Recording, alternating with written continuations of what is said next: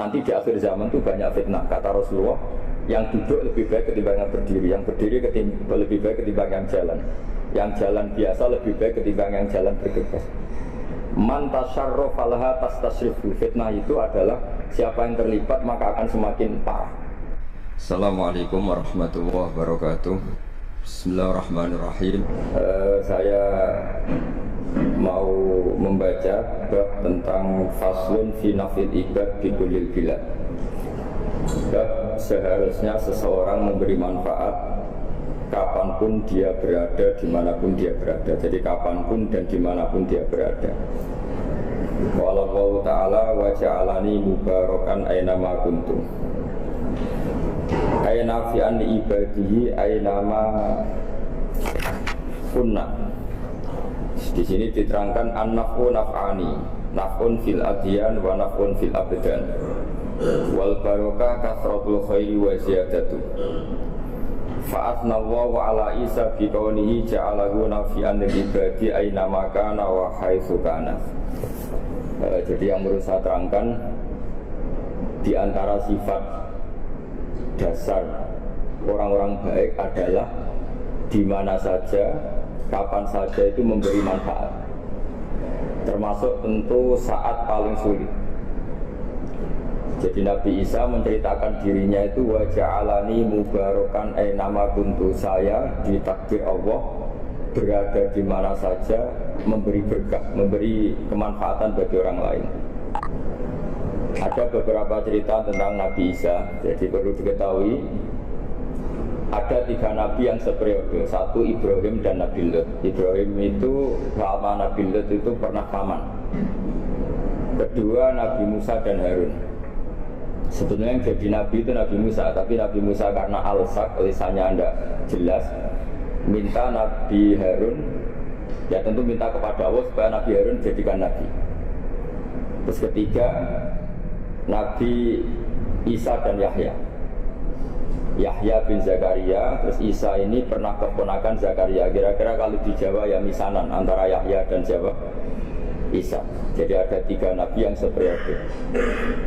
Tapi yang paling berkompeten, yang sederajat kira-kira seperti itu hanya Isa dan Yahya. Karena Nabi Lut dan Nabi Ibrahim itu beda level. Karena Lut ini pernah keponakan, jadi hubungannya kira-kira yang murid dan guru. Terus Musa dan Harun itu juga nggak level, karena Nabi Harun ini jadinya nabi itu atas permohonan Nabi Musa. Sehingga meskipun Harun itu kakaknya, tapi nggak berani bantah. Jadi Nabi Musa itu dalam cerita beliau itu alsak. Alsak itu lesannya agak kedal. Tapi ini alsak yang barokah. Jadi dulu ceritanya Musa kecil karena dia seorang nabi, beliau seorang nabi. Itu kalau melihat Fir'aun itu mantelnya bukan main. Padahal kecilnya dirawat Fir'aun. Singkat cerita mulai kecil sudah usil. Kalau melihat Fir'aun itu ya jenggotnya dipakai mainan. Terus pokoknya nakal. Lama-lama Fir'aun curiga, dasar orang Israel. Nabi Musa ini turunan Israel. Lama-lama Fir'aun itu yakin kalau itu sengaja. Akhirnya Fir'aun mau membunuh Musa. Terus kata istrinya Fir'aun, Musa itu masih anak kecil. Jadi seperti itu ya bawaan anak kecil, bukan bawaan kebencian terhadap orang Kipti, orang Mesir.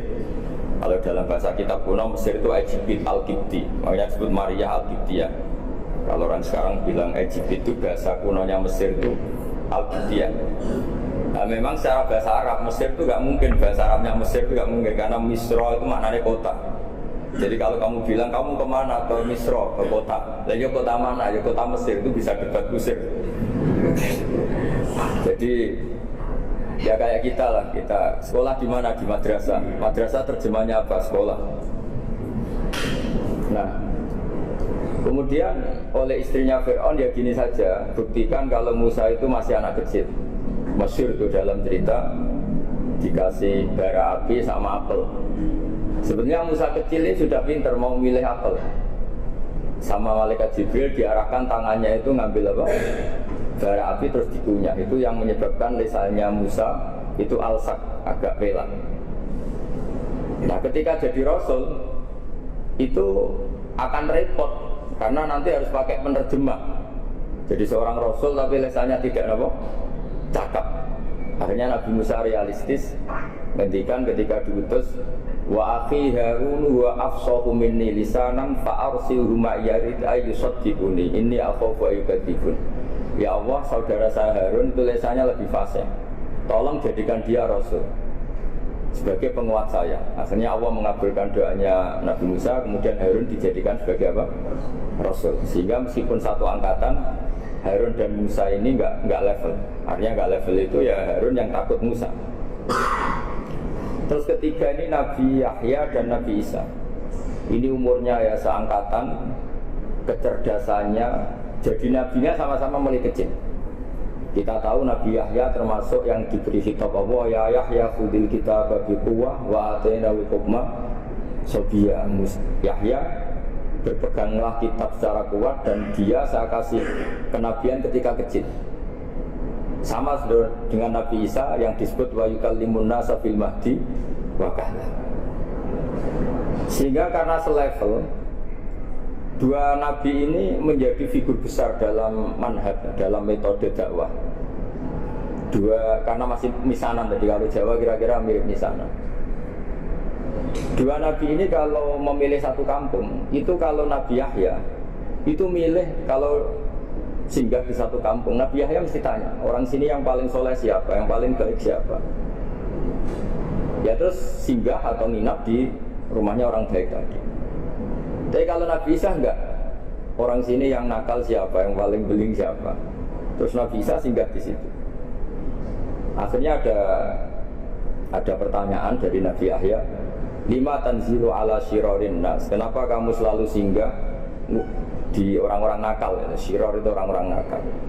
Masyhur itu Nabi Isa menjawab, ana tabibun udawil mardo. Di mana-mana Nabi itu ibarat seorang dokter, kerjaannya tentu menyembuhkan orang-orang yang apa? Sakit.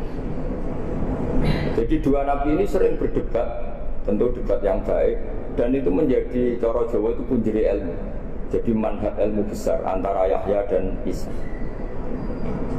Begitu juga Nabi Yahya itu kelihatan agak rileks, panik, saking takutnya sama Allah. Kalau Nabi Isa itu rileks, pokoknya kumpul orang-orang nakal dia rileks. Akhirnya ada dua pertanyaan sekaligus nanti jadi dua manhaj. Kenapa kamu sering masam itu, sering kalau bahasa Arab itu abasa ya. Terus yang Nabi Yahya balik bertanya, kenapa kamu sering senyum, sering tertawa? Kenapa memangnya? Terus ka'annaka ta'manu min makrillah, kamu sering senyum kayak kami sudah terbebas dari azab Allah, dari ditegur Allah, seakan-akan kamu orang paling benar yang gak akan salah. Nabi Isa balik tanya, sama kamu sering masam, sering merut, ka'annaka taqnatun rahmatillah, seakan-akan kamu putus asa dari rahmatnya Allah. Sehingga kemudian itu jadi manhaj besar. Kalau terlalu senyum, ya dianggap orang yang kayak gak punya perasaan dosa. Tapi kalau terlalu masam, terlalu merenggut, seakan-akan rahmat Allah itu terbatas. Sehingga seakan-akan Allah itu rahmatnya nggak cukup lah untuk mengelola manusia ini. Sehingga itu jadi metode besar yang masyhur itu dalam sebuah hadis Nabi ngendikan, ulama ummati ka anbiya'i Bani Israil. Ulama umatku itu kapasitasnya atau fungsinya atau manfaatnya setingkat nabi-nabi Bani Israil. Karena ketika umat ini nggak ditunggui para nabi setelah Rasulullah SAW, itu yang nunggui hanya ulama. Tapi ulama ini sudah cukup mewakili para nabi Bani Israil. Dan banyak syurahul hadis, para penyarah hadis mensarahkan, Nabi tidak ngendikan ulama ummati kamisli seperti saya, tapi ka'ambiyai Bani Israil, bagaimana nabi-nabi Bani Israil. Nabi Bani Israil itu macam-macam, termasuk ada yang tidak nikah, yaitu yang bernama Yahya dan Isa. Delala umatnya Nabi itu ada orang alim alamah yang ilmunya melegenda, yaitu namanya Imam Nawawi. Itu tidak nikah sampai kabudut.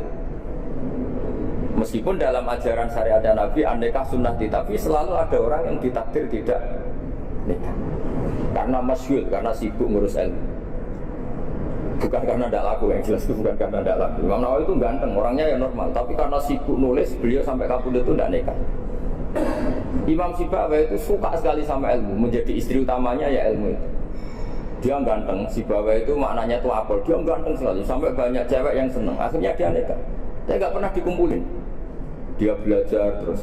Ketika beliau ke pasar, dulu nggak ada supermarket, beli kertas, kitabnya dibakar semua sama istrinya. Dikira istrinya terus mencintai dia, malah diceraikan. Itu siapa? Imam Sibawayh. Terus ada umatnya Nabi yang paling unik di dunia. Mungkin Pak dosen, saya, kiai pun nggak bisa niru. Ada orang tuh ganteng sekali, istrinya cantik sekali. Itu tahu-tahu sudah 10 tahun tidak pernah hubungan suami istri. Karena ketika si suami itu tahu istrinya cantik, itu langsung sholat sujud syukur, sholat terus, saking senengnya punya istri cantik. Yang istrinya cantik juga solihah, tahu suaminya ganteng ya terus sholat terus syukur. Itu sampai berhari sampai bertahun-tahun. Terus ketika ketemu cocokan, dek kita sudah nikah berapa? Terus dilihat, kayaknya sudah 10 tahun tapi tidak pernah hubungan. Oh itu nggak kebayang itu. Ganteng sama cantik, kalau jelek sama jelek itu mungkin. Yang satu bilang naudzubillah, satu itu kan nunggu rafa saja. Ini nggak ganteng sama cantik. Nah kenapa kualitas ulamanya Rasulullah itu bisa seperti Nabi Bani Israel? Karena agama ini, umat ini sudah ditumbuhi para nabi. Sehingga mau tidak mau kualitas ulama, alhamdulillah barokahnya Nabi itu berkualitas kayak nabinya Bani Israel. Nah ini penting sekali saya utarakan supaya dicek saja. Kalau kita nggak percaya, dicek saja dalam hadis-hadis sahih. Misalnya begini, ketika Nabi memenangkan perang Badar, itu ada Asra Badrin, tawanan-tawanan perang Badar. Nabi suka musyawarah, suka rembukan. Ya Abu Bakrin, menurut kamu tawanan ini diapakan? Kata Abu Bakar, hum asyiratuka, mereka itu keluarga engkau, orang-orang Quraisy. Ya dibebaskan saja, pakai tebusan. Nanti uang itu kita kelola supaya jadi penguat Islam, dan orang-orang ini merasa utang jasa karena harusnya dibunuh tapi kita bebaskan. Terus tanya, bagaimana kamu ya Umar, menurut kamu? Kata Umar, ini kan orang-orang yang dulu ingin bunuh kamu, yang ingin menghabisi jenengan, ingin dan sudah ngusir jenengan. Ya setelah ketangkap ya dibunuh, kok repot. Apa kata Rasulullah? Rasulullah spontan ngendikan, inna masalah kayak Abu Bakrin kamasali Ibrahim, kamu ibarat kayak Nabi Ibrahim. Isqala faman tabi'ani fa innahu minni wa man asani fa innakal ghafurur rahim. Jadi Nabi Ibrahim itu unik, melihat umat itu sesyafakoh itu. Syafakoh itu banget sayangnya. Nabi Ibrahim cara berpikir, faman tabi'ani fa innahu minni, orang yang ikut saya ya Allah pasti golongan saya, tentu layak masuk surga.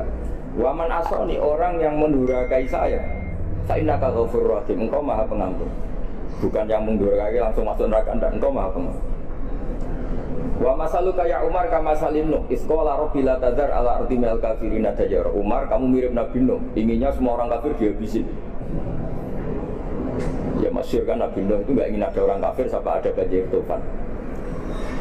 Nah kalau sama tanya bedanya apa dengan garis keras sekarang? Bedanya ya beda sekali. Kalau Nabi Nuh benci sama orang kafir itu diserahkan yang punya, sehingga yang punya yaitu Allah yang menghukum dengan banjir bandang. Tapi kalau kita kan kadang kita bertindak sendiri, jadi potensi disalahkan. Yang jelas dalam hadis-hadis sahih, Nabi Nuh itu tidak bisa mensyafaati karena itu. Ketika diminta ini hadis sahih, bukan ada di Bukhari, ada di Muslim. Karena biasanya kalau di kota itu ditanya ini sahih enggak. Untungnya yang tanya kadang tidak paham, ini alhamdulillah aja jadi. Wah repot. Nabi Nuh itu diantara sebabnya enggak bisa mensyafaati adalah pernah corong Jawa maksudno kaume. Kalau dalam bahasa Arab itu da'a li Zaidin berarti mendoakan positif, kalau da'a la Zaidin mendoakan negatif. Kalau orang Jawa itu ada doa, ada pasat. Nabi Nuh adalah orang yang pernah maksudkan kaumnya.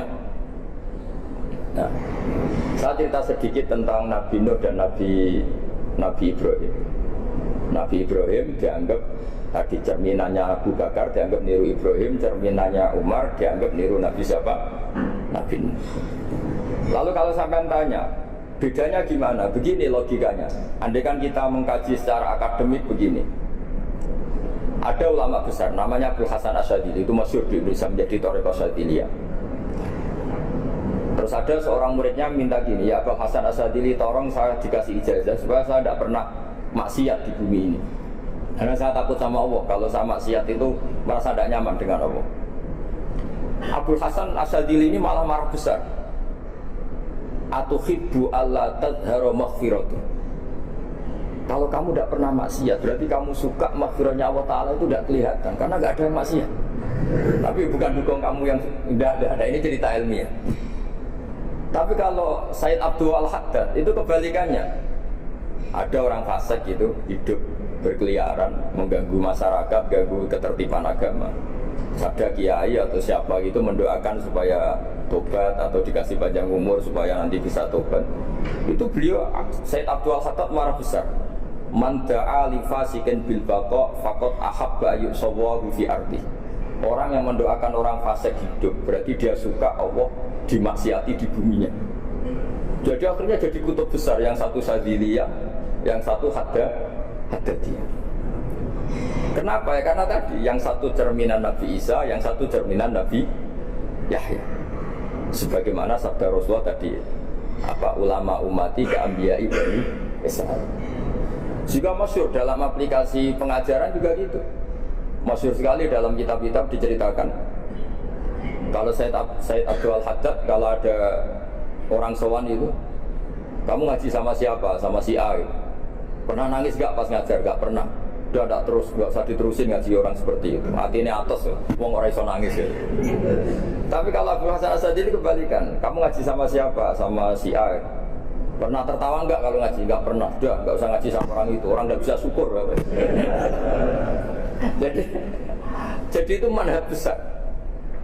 Nah, akhirnya orang-orang kayak kita ini enggak jelas semua. Nangis ya bisa, syukur, guyu ya bisa.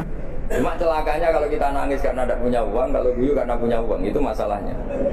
Tapi kalau wali-wali dulu enggak. Kalau senyum ya karena saking yakin rahmatnya Allah itu wasiat rahmatuh. Kalau nangis ya karena takut azabnya Allah. Kalau kita kan enggak, sangat-sangat materialistik. Ini yang membedakan kita. Sebenarnya nangis dan senyum itu satu keharusan, karena Allah punya madharul jalal. Ketika Allah dengan sifat keagungannya, maka kita ini cara Jawa serako bersenyum.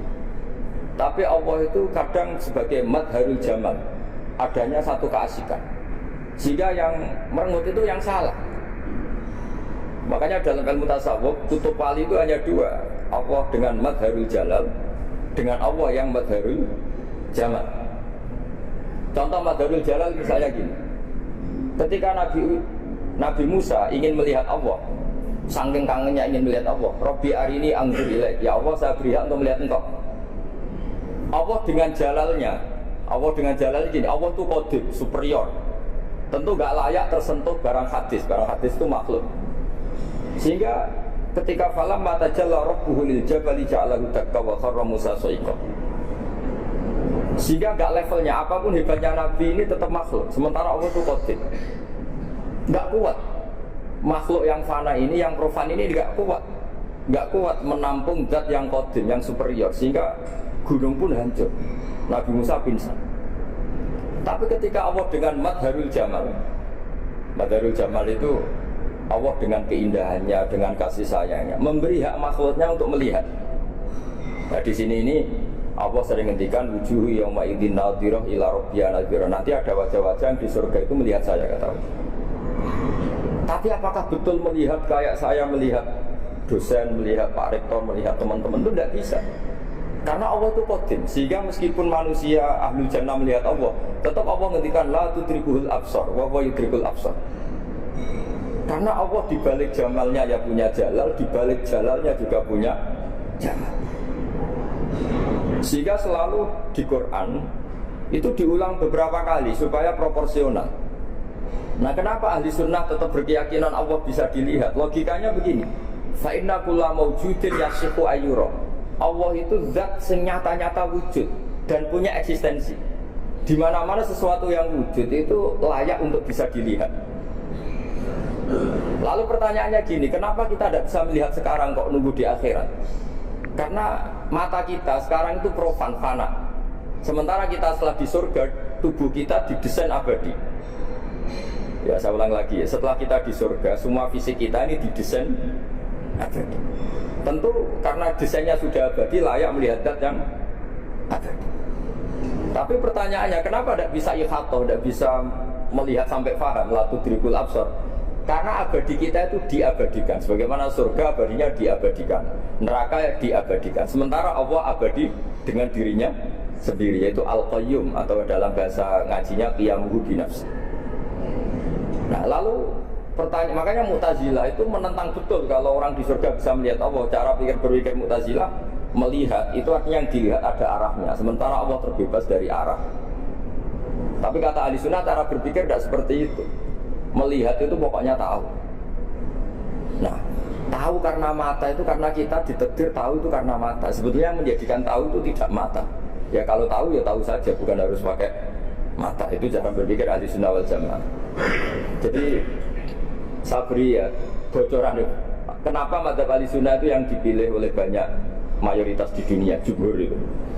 Ahli sunnah itu dianggap pikirannya lebih orisinal. Misalnya ahli sunnah kalau ditanya, kenapa kamu melihat? Ya melihat saja. Kenapa kamu mendengar? Ya mendengar saja. Kesannya itu tidak rasional, kayak orang yang nggak pinter itu. Tapi sebetulnya itu yang benar. Jadi cara berpikir ahli sunnah itu melihat itu menjadi tahu. Menjadi tahu itu bisa karena mendengar, bisa karena melihat, bisa karena dikasih tahu, bisa karena bersentuhan. Sebab itu di Quran itu ada ayat ala ya'lamu man khalaqa, bukankah zat yang menciptakan itu menjadi tahu. Sehingga kenapa Allah itu selalu tahu? Karena Allah yang menciptakan. Kalau kamu tahu karena mata, sekali itu jauh, maka kamu tidak melihat. Atau kamu sekarang buta, kamu tidak melihat. Atau tertutupi barang itu, maka kamu tidak melihat. Tapi kalau kamu tahu karena kamu menciptakan, maka akan melihat terus. Misalnya saya ini tukang batu.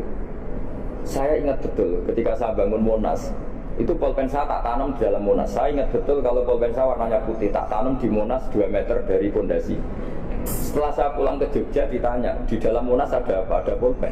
Posisinya 2 meter dari fondasi. Kenapa saya tahu? Karena saya menciptakan. Nah, karena menciptakan ini sehingga tahu saya akan terus menerus.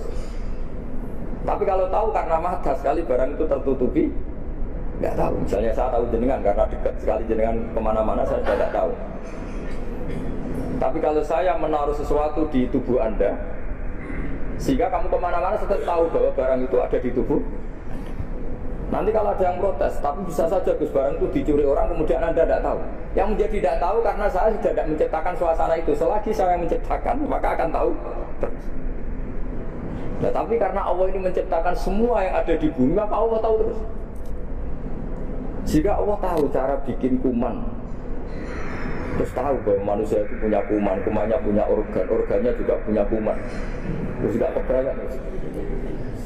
Kamu bayangkan, makanya Allah itu kalau cerita sederhana, innallaha la yastahi ayyadriba mathalan ma ba'udatan fama fawqaha. Allah itu tidak malu bikin perumpamaan nyamuk, karena nyamuk itu lebih dahsyat timbang gajah. Para pematung itu disuruh bikin gajah masih mampu, bikinkan patung gajah mungkin masih sanggup. Tapi kalau tak suruh bikin patung nyamuk, nggak usah bikin hidup, patungnya sekecil itu. Padahal nyamuk kecil itu punya organ tubuh. Lalu bikinnya organ tubuh nyamuk itu kayak apa sih? Organnya punya kuman, kumannya punya organ, organnya juga punya kuman. Sehingga orang-orang alim itu baca nyamuk itu lebih jadi ayat Allah ketimbang lihat dinosaurus. Tapi sekarang orang itu nggak tertarik ceritanya. Jadi beda perasaannya orang alim sama orang awam. Kalau orang awam tuh melihat mukjizat kan yang dasar-dasar kayak dinosaurus, gajah, wow. Gitu. Kalau orang alim nggak, malah melihat nyamuk. Nah, kealiman seperti itu terjaga di umatnya Muhammad, di umatnya Rasulullah Muhammad SAW. Karena ketika umat ini nggak ditumbuhi para nabi, itu Allah menjamin Muhammad, ulama umatmu nanti punya kemampuan seperti nabi. Tentu tidak dalam keutamaan, ya keutamaan tentu nggak sekelas sama nabi. Kenapa itu terjadi? Karena tadi para nabi ini mewakili sekian karakter. Kalau kita sangat mencintai Indonesia, maka kita akan tegas siapapun yang ingin menghancurkan Indonesia. Itu kira-kira cerminan Nabi Nuh. Kalau kita sangat mencintai Allah, maka kita akan benci sebenci-bencinya sama orang yang mendurhakai Allah. Tapi masalahnya Allah yang kita cintai itu memaklumatkan diri kalau bersifat ghafur, pengampun. Jika kalau kita terlalu kasar, ini kan yang kita cintai bersifat ghafur kok kita kasar. Di sini Nabi Ibrahim, beliau sangat mantel sekali sama yang durhaka sama Allah. Tapi mau mantel gimana? Zat yang mengajarkan itu bersifat ghafur. Maka kita mau gak mau, makanya ada riwayat mengatakan tafallaku bi akhlaqillah, kamu bertata krama kayak akhlaknya Allah. Akhirnya ya sudah, kita mau apa coba? Kira-kira kalau kamu mencintai seseorang, itu potensinya kan dua, protektif. Ada telepon itu dari siapa? Cewek atau cowok? Protektif. Itu bukti cinta atau bukti suudon kan tidak tahu. Tapi misalnya kamu cinta perempuan terus WA-an sama lelaki gak apa-apa, jalan sama lelaki gak apa-apa, sama masa lalunya pacarnya juga gak apa-apa. Itu cinta apa pembiaran? Kan sama-sama gak jelas. Nah kira-kira mencintai Allah itu kira-kira analoginya seperti itu. Kalau yang satu protektif, Allah harus zat satu-satunya yang disembah, gak boleh didurhakai, gak boleh dikhianati, sehingga ini sangat keras sekali. Nah, ini Nabi Nuh. Di sini ada Nabi Ibrahim, karena orang yang zat yang kita cintai bersifat ghafur. Jika kalau kita terlalu tegas, beda dengan sifatnya Allah yang bersifat ghafur. Nah umatnya Nabi seperti itu mulai dulu. Ada yang moderat, ada yang keras, ada yang setengah keras, setengah moderat. Ada yang ngambil sikap, mangan turu, sementara mati. Nah, itu lebih baik itu dibanding punya istihad tapi gak jelas, mendingan. Itu ada riwayatnya, suatu saat ibadah akhir umatku terbaik adalah tidur. Maksudnya tidur itu gak ngambil sikap, masyhur itu. Saya beri riwayat yang ada di Bukhari Muslim. Satakunu fitanun al-qa'id fiya khairun al-qa'im wal-qa'in fiya khairun al-masi wal-masi fiya khairun nasai. Nanti di akhir zaman itu banyak fitnah, kata Rasulullah. Yang duduk lebih baik ketimbang yang berdiri, yang berdiri lebih baik ketimbang yang jalan biasa lebih baik ketimbang yang jalan bergegas. Man tasyarraf falaha tastasrifu. Fitnah itu adalah siapa yang terlibat maka akan semakin parah.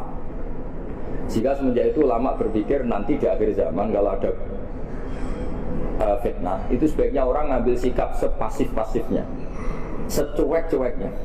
Jadi semua syurahul hadis sepakat makna hadis ini apa? Orang disuruh sikap secuek-cuek. Misalnya pilihan presiden, contoh kecil pilihan presiden.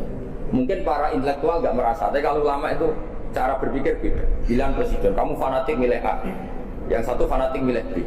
Ya presiden atau bupati atau gubernur. Terus yang satu bilang gini, wah kalau nggak di presideni A, nggak di bupati A, nggak di gubernuri A, negara ini rusak. Mungkin betul dari segi jejak rekamnya A ini bagus. Tapi pertanyaannya secara tauhid, bagaimana Anda menggantungkan kesejahteraan sama makhluk? Kamu nggak pernah terusik begitu kan para intelektual? Itu kan melukai. Bagaimana mungkin Anda menggantungkan kesejahteraan dengan seorang makhluk? Wah kalau di presiden A pasti Indonesia makmur, kalau bupati A pasti Sleman makmur, pasti Bantul makmur. Nah, bagaimana mungkin makhluk yang sedang soleh kamu pastikan selalu soleh? Wong dia makhluk bisa berubah. Sementara yang B misalnya fasik, wah kalau dipimpin B pasti rusak negara. Bagaimana kamu pastikan B yang fasik selalu fasik? Biar aja dia husnul Fatimah, yang fasik pas mimpin jadi soleh, yang soleh pas mimpin jadi fasik. Akhirnya ulama karena tahu sifat manusia itu rubah-rubah dan kendali di tangan Allah, sikapnya nggak jelas. Saya ini termasuk orang yang terkenal nggak jelas. Karena kalau ditanya, Gus sampai pilih presiden mana, bakti mana? Sanut pangeran gersing dadi aku loyal. Wah, anut pangeran yo kacau. Wah, kowe kacau menan anut pangeran kan. Ini kan sudah tidak sambung karena pikirannya ulama. Memang tidak beda, cara berpikir ulama itu beda. Bahkan bapak saya itu kalau didik saya itu begini. Kalau meseli saya atau ngirim saya dulu itu kan pakai mesel. Nah, ini uang kamu 500.000 untuk kamu, mesti ditambahi 100.000 ini untuk buat jajan sama teman-teman. Mesti ada uang pokok, ada uang sedekah. Dulu saya sering tanya, kenapa bapak sangat menghormati teman-teman saya? Kata bapak, aku mondok, aku rasa nyukupi, sing iso nyukupi ya konco-konco. Ternyata betul, rata-rata anak kuliah atau anak mondok, uang pribadinya kan 8 hari dari dikirim sudah habis. Berarti kan masih 22 hari kok bisa hidup, itu kan barokahnya teman-teman. Malah yang agak beling itu 1 hari sudah habis, berarti ada 29 yang bergantung sana sini. Sehingga Nabi dulu cara ngendikan itu unik. Kata Nabi, da'un nasa yarzuqu wahu ba'duhum ba'duh. Manusia barnawa, itu saling memberi rezeki. Ketika ada collab, Medina itu pernah collab, terus sekarang pernah defisit itu. Beberapa pakar ekonomi datang ke Rasulullah, ya Rasulullah, sa'ir, tolong dikasih harga standar. Tapi apa jawabannya Nabi? La tusa'iru fa inna Allaha huwal musa'ir. Kamu jangan kasih harga, Allah sendiri yang menentukan harga itu. Terus kata Nabi, kenapa engkau begitu ya Rasulullah? Ini negara harus ditentukan harga karena gini-gini. Kata Nabi, saya tidak ingin ketemu Allah dalam keadaan zalim. Tapi ini tentu di teori ilmu modern ini masalah. Tapi menurut orang modern. Tapi kalau menurut ilmu hakikat itu nggak akan masalah. Misalnya, kenapa Nabi tidak menentukan harga dalam keadaan negara seperti itu? Jawabannya pakar-pakar hakikat. Ya saya ulang lagi pakar-pakar hakikat. Begini, misalnya ada orang menimbun supaya nanti harganya mahal ya. Terus ditimbun terus sampai nunggu harganya mahal. Lama-lama dia sadar kalau timbunannya nggak ada gunanya karena ternyata orang nggak beli. Nah, ketika orang nggak punya kemampuan beli, yang menimbun juga tidak punya uang. Ya tapi kalau sampean tanya, tapi Gus Nara toko barang pokok kan kita mati karena kehabisan stok. Itu masalah tauhid Anda. Bagaimana mungkin kamu bayangkan seorang makhluk tidak bisa hidup atau nggak dapat rezeki?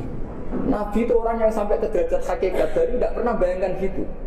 Saleh sampean jadi orang yang tauhidnya masalah. Sehingga terus bayangkan, wah kalau negara ini chaos, wah kita makan apa? Kalau negara nggak stabil, wah kita gimana? Itu tidak bisa seperti itu. Dulu ketika kita dijajah Belanda, itu kiai-kiai kita, Mbak Hasyim Asy'ari, Mbak Ahmad Dahlan, mondoknya di Mekah. Sampai alim alama, 2 beliau, Mbak Hasyim sama Mbak Ahmad Dahlan itu ngajinya sama-sama Syekh Khotib Minangkabau. Cuma Mbak Hasyim lebih menekuni ke Syekh Mahfud Termas, yang satu menekuni Syekh Khotib Minangkabau. Jadi 2 beliau itu ngaji di guru yang sama. Mbah saya, buyut saya itu ya sudah mondok Mekah, zaman dijajah Belanda. Sekarang kita agak dijajah, nggak mondok di sana. Buyut saya itu zaman itu sudah haji. Buyut kelima saya itu dulu kalau ingin cari tempat yang teduh itu masuk ke gua. Itu masuk gua itu hanya kepalanya saja, kakinya masih di luar. Karena gua di Arab tidak seperti gua di sini. Kalau gua di sini kan orang bisa masuk semua. Kalau gua Arab kan hanya celah-celah batu-batu besar. Sehingga ketika Rasulullah hijrah ke Medina, singgah di Gua Sur, kata Abu Bakar gimana? Andai kan ya, ada orang kafir di depan gua, kata Abu Bakar gimana? Andai kan mereka melihat kakinya, pasti melihat kita. Karena gua di sana itu satu tubuh tidak bisa masuk penuh. Kalau gua di sini kan ada yang mobil saja bisa masuk. Oleh itu bahasa saya kalau mau istirahat itu masuk gua, separuh badan di dalam gua, separuhnya masih di. Nah sekarang terus kita bilang, wah kalau kita negara tidak stabil, kita haji kemana dulu? Sama dijajah Belanda, kita bisa haji. Soal kebahagiaan, nenek moyang pulau jenengan tuh anaknya banyak. Dijajah Belanda, jajah Jepang, ya nyatanya anaknya banyak-banyak. Itu kira-kira bahagia apa enggak?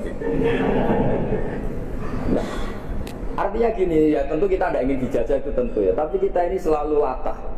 Wah kalau ekonomi jatuh kita makan apa? Kalau kita dijajah kita tidak perlu seperti itu. Rahmatnya Allah Ta'ala itu akan adrokatna. Rahmatnya Allah Ta'ala akan menemukan kita. Apapun kondisi kita, apapun keadaan kita. Ini cara berpikir tauhid. Sehingga Nabi itu tidak pernah bayangkan umatku nak tak tunggoni piye, ditunggoni Allah. Sehingga masyhur dalam hadis-hadis sahih, la tazalu ta'ifatun min ummati dzahirina 'alal haqq la yadurruhum man khadalahum wala man khalafahum wala man nawa'ahum. Selalu di umatku ada kelompok-kelompok yang selalu membela kebenaran dan tidak akan terkalahkan oleh kesesatan di akhir zaman. Kenapa? Cara berpikir orang tauhid itu sederhana begini. Allah menamakan dirinya Al-Hadi, penunjuk jalan. Dan sifat Allah pasti nafidah karena Allah tidak terkalahkan. Sama seperti Allah menyifati dirinya Ar-Razzaq, Ar-Razzaq yang memberi rezeki. Maka orang segoblok apapun, selumpuh apapun, selemah apapun tetap dapat rezeki. Sama, Allah mensifati dirinya Al-Hadi, memberi petunjuk. Maka zaman serusak apapun orang tetap dapat Betul. Sehingga kita tidak perlu khawatir, wah nanti zaman kalau sudah rusak nasib Islam gimana? Ya coba sekarang nasib Islam gimana? Ya baik-baik saja. Dulu ditungguli wali songo ya banyak orang Islam, sekarang nggak usah wali songo. Ditunggu dosen-dosen yang ngajar aja nunggu digaji. Kiai pidato ya ada yang beri salam tempel. Itu kalau nuruti definisi ikhlas itu tidak ada yang masuk. Tapi meskipun demikian agama juga jalan. Kenapa agama ini jalan? Karena Allah al-hadi, penunjuk jalan. Ketika Allah mensifati dirinya penunjuk jalan dan sifatnya Allah pasti nafidah, pasti terjadi. Karena Allah tidak pernah gagal. Sehingga agama ini akan ada terus sampai akhir zaman. Coba Amerika kayak apa, Islamofobia. Di Amerika tambah lama tambah banyak Islam, Eropa juga gitu, Australia juga gitu. Anda kan nuruti teori sosial. Sudah dunia sudah materialistik kayak gini, orang dohirnya itu akan meninggalkan agama. Nyatanya enggak juga. Saya pernah di Korea seminggu, itu di negara ateis. Itu TKI ke sana tuh nyari uang. Ternyata ya kepikiran bikin masjid, bikin komunitas Islam. Riwayat dan riwayat napa anda saat temne kanjeng Nabi Muhammad sallallahu alaihi wasallam qala dawuh sapa man. Ahabbul a'mal ila Allah hifdzul lisan.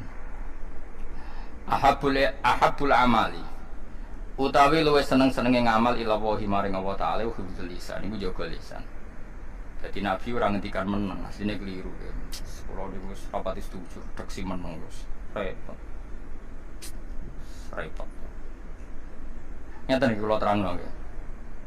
Nabi itu tetap benten, mbek manusia biasa benten. Nabi itu redaksi aslinya itu bukan ngendikan sukut itu ndak, tapi hifdzul lisan, menjaga apa? Lisan. Kalau ada teks yang falyakul khairan aw liyasmut itu ya menang dari barang apa? Batil. Tapi nak menang dari hak itu jadi setan. Mergo kamu tidak menganjurkan kebenaran. Kowe pepe meneng anak amrabu ajari jamaah, rambu ajari maca ngaji, rambu ajari kebenaran, yo setan.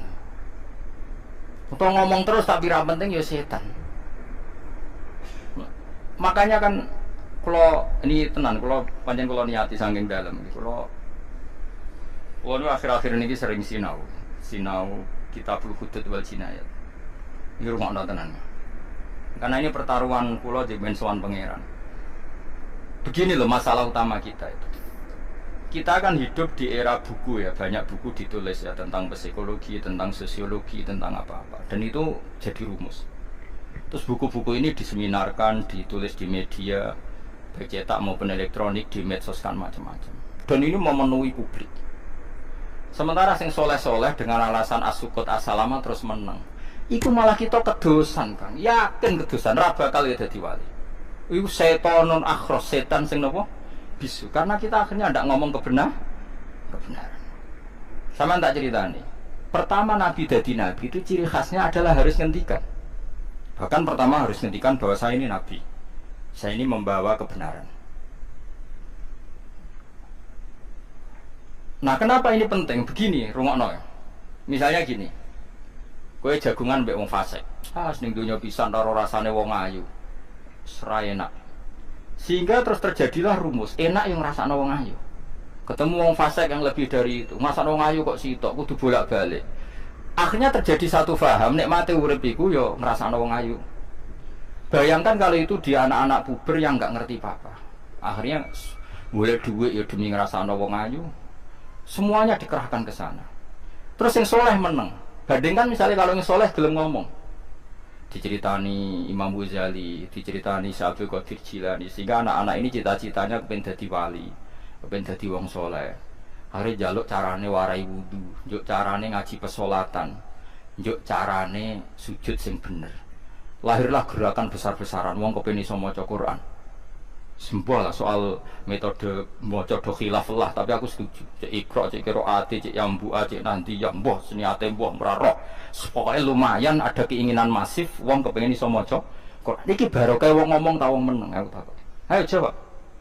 Barokah wong ngomong.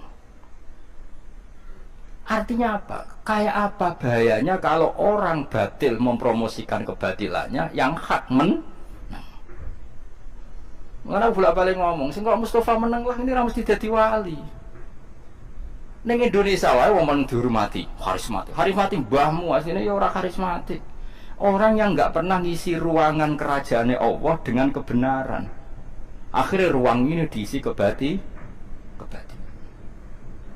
Dan Allah sudah mempertontonkan kita ning hukum fisika iku mau, misalnya gelas mbok isi watu.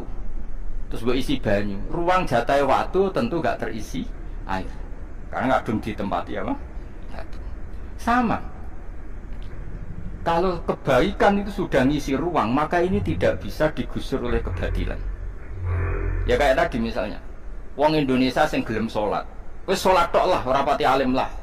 Baru kayak sholat itu nak bingung ramoro dukun, ramoro gunung Semeru, ramoro gunung Lawu. Sumpek ya sholat. Wangger diutang akeh ya sholat. Wes lumayan, wes ramandillah. Wes ramandillah, tetap diutang lah, tetap di penjara lah mergo utang, wes ramandillah. Tapi paling gak dadi sirik mergo gunung Lawu. Kuning gue masih ganti kan. Kawiro deh, aku raro deh. Lah maju deh, maju. Lah tahu. Ada lagi kapan-kapan aku tak baturi.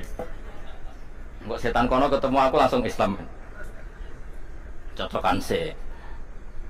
Artinya gini. Tauhid yang dijaga oleh sholat, tauhid yang dijaga oleh sholat ini sudah penuh di hatinya. Sehingga setan sing ngajak sirik, ngajak ning Gunung Kawi gak punya ruang. Mergo kadung diisi ruang ini diisi oleh tauhid. Problemnya adalah kita terlambat membuat solusi kebenaran. Akhirnya kebatilan jadi solusi. Coba misalnya kehidupan yang fasik, ngersumpah kok nak rong dugem ra lega, nak gak minum gak lega, nak gak medok gak lega, nak gak kongkoi-kongkoi ning nggon maksiat gak lega. Sekarang sing ngaji aku ning kene. Ayo, sumpah maca waqiah ra paham lah. Sumpah maca jal-jalut gak paham lah. Iki bayangno sira paham lah. Sumpah manakiban yo ora paham lah.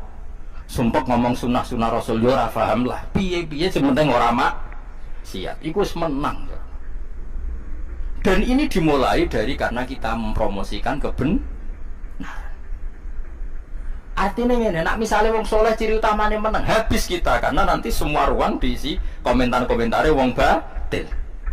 Paham sih kalau maksud?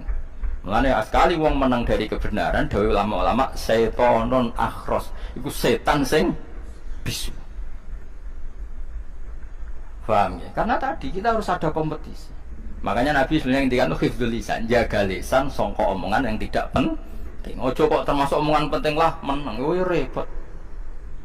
Coba yang pernah ngaji saya misalnya, berapa kebenaran yang didapatkan. Kemudian barokah kebenaran itu kamu tidak mengikuti kebatilan.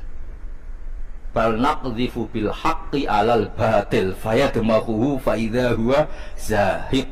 Kebenaran ketika dingendikakno itu bisa meruntuhkan kebatilan. Fa idza huwa zahiq. Kemudian kebatilan itu hilang sama sekali.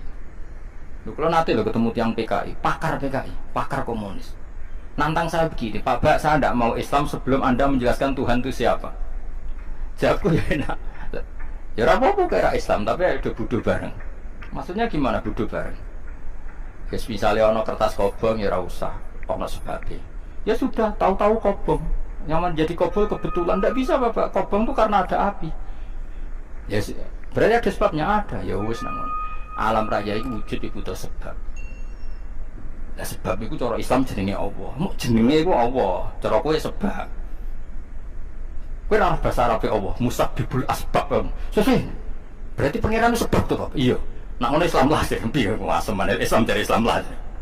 Ternyata itu mau salah penjelasan. Dia itu nggak terima. Tahu-tahu Allah kok penting itu apa? Dia nggak pernah ada yang menjelaskan dia bahwa Allah ini berstatus sebab.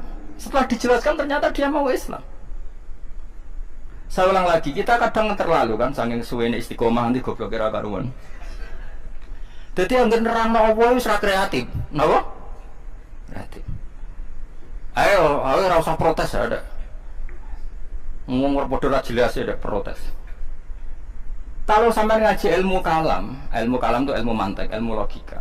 Misalnya terutama kitab-kitab Sanusi itu kan wong kula mulai alit belajar ilmu kalam nganti sakniki gadah kula nu nganti sakniki teng sarang mulang ilmu kalam. Dulu kitab paling sulit, termasuk kitab paling sulit jenenge Kubrul Yakinian itu yang ngajar saya. Karena yang soleh-soleh yang alim alamah sudah sepuh dulu yang ngajar Mbah Mun. Jadi di antara penggantinya di antara itu yang ngajar saya. Itu diterangkan di ilmu kalam. Ternyata dia ingkar Allah itu karena Allah itu siapa sih, tahu-tahu kok penting cara Islam itu dia enggak mau. Jika dia bilang, saya mau Islam Bapak, asal kamu bisa nerangkan Tuhan itu siapa. Mulai pengalaman mus. Orang urip mau koyo tok klunak rugen barang guys. Berarti duit ayam berarti duit sumpah. Kita kan gayanya soleh tok, aslinya kapitalis. Artinya nanti duit ya ayam berarti duit ya. Sumpah dia mau bojo ya seneng terus anak akeh nak diamuk. Tapi dia mau lah bengi ya kelon anak akeh waduh wong Islam ya repot. Wong melarat tuh berdiri tukaran tapi anaknya tetap akeh ya aneh aja. Kalau terang loh. Kalau dalam ilmu kalam, bon terus kalau ngomong ya wes gak apa-apa kira percaya pengiran ya apa-apa tapi ayo bodoh bareng-bareng. Maksudnya apa gimana ya bodoh bareng-bareng misalnya HP-mu tak banting pecah saya kebetulan pecah yang menjadikan pecah ya sebab ya kebetulan pecah ono kertas kobong ya kebetulan kobong ya udah jelas Pak sebabnya kamu banting sebabnya ini dibakar maka ada sebabnya maka ada musabab ada yang disebabkan lah iya langit bumi itu kadung ono ya butuh sebab. Iya butuh sebab. Lah ya sebab itu cara Islam pangeran. Makanya kalau dalam ilmu mantek diterangkan begini. Dengerin ya. Alam ini kadung ada. Sesuatu yang ada yang tentu adanya tidak bisa mengadakan dirinya sendiri. Nah, berhubung kadung ada, mesti kita rumuskan ini ada sebab. Nah, penyebab ini oleh ilmu mantek dirumuskan bernama musabibul asbab, penyebab dari semuanya. Bisa kausa prima, bisa musabibul asbab atau wujud awal, eksistensi awal. Nah, ilmu mantek itu tidak menemukan eksistensi awal itu bernama siapa.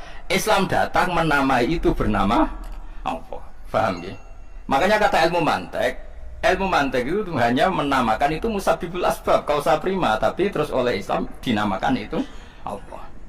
Karena lebih tidak masuk akal misalnya alam yang wujud ini disebabkan sesuatu yang tidak wujud. Ya akhirnya PKI itu tak terang, saya ingin wae. Bumi kita rokok wujud ora wujud. Kemudian kamu mengatakan sebelum ada bumi adalah ketiadaan. Bagaimana mungkin ketiadaan menyebabkan sesuatu yang ada? Ning dinggon barang ra ono iku ora iso dadi sebab. Nah, cara dene kan enggak ketiadaan penyebab dari kewujudan. Ketiadaan penyebab dari keadaan. Sesuatu yang ada disebabkan oleh sesuatu yang tidak. Makanya ilmu mantek itu jelas, nak barang wujud mesti diwujudno wujud sing prima. Lah wujud sing kelas prima itu cara Islam disebut wajibil wujud. Lah wajibil wujud itu jenenge cara Islam apa? Akhirnya dia nerima. Akhirnya biasa wae. Ternyata ya enggak apa-apa. Kalau gitu Islam enggak apa-apa, Bapak. Ternyata Islam modele mantel aku sapa kok wujud penting coba Islam Gus. Nah ternyata karena kita tidak cukup punya artikulasi, tidak cukup punya ibanah memberi penjelasan karena tadi kesulitan istiqomah. Ngamuk wong ra tahlil, semua tok kegiatane tentang tahlil. Ngarang kitab ya bela-belani tahlil. Kok sing gedeng tahlil amben ngarang kitab sunah rasul nabi ra tau ditahlili, ngono terus.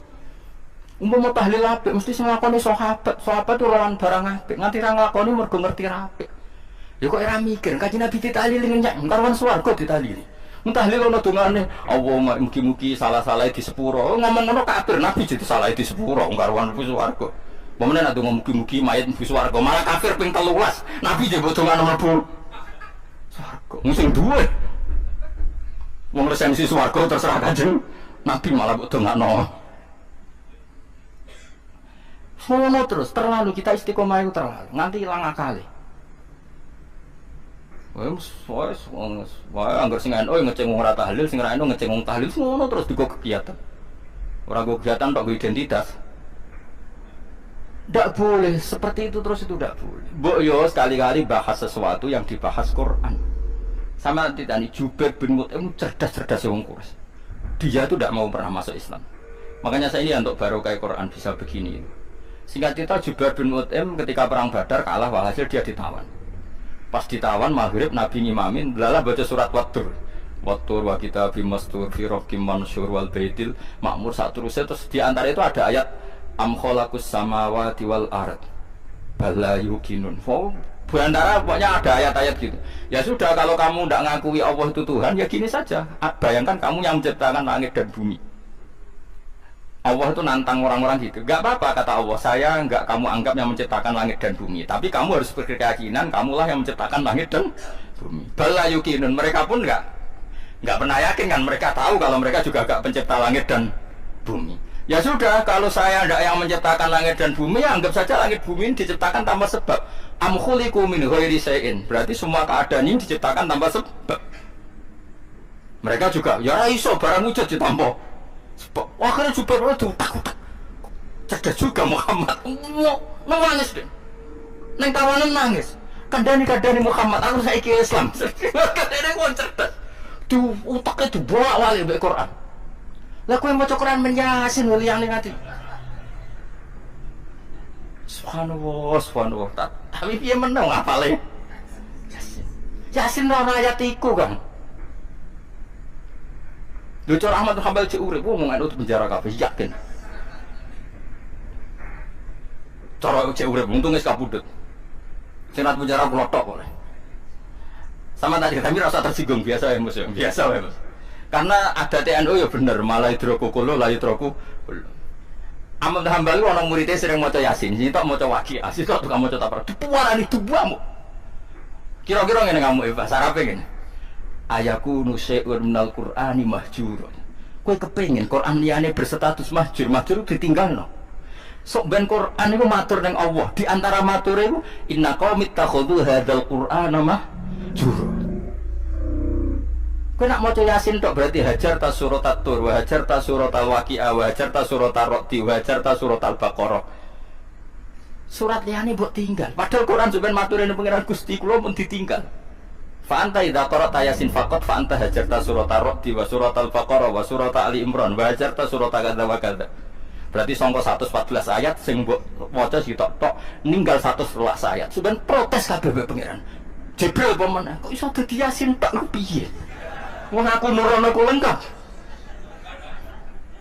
Kowe siap jawab pertanyaan Jibril. Oh, diantar-antar kowe. Kayak cerita kira sama disenggol lagi. Enggak tak bilang, kowe iki kok cerita sih.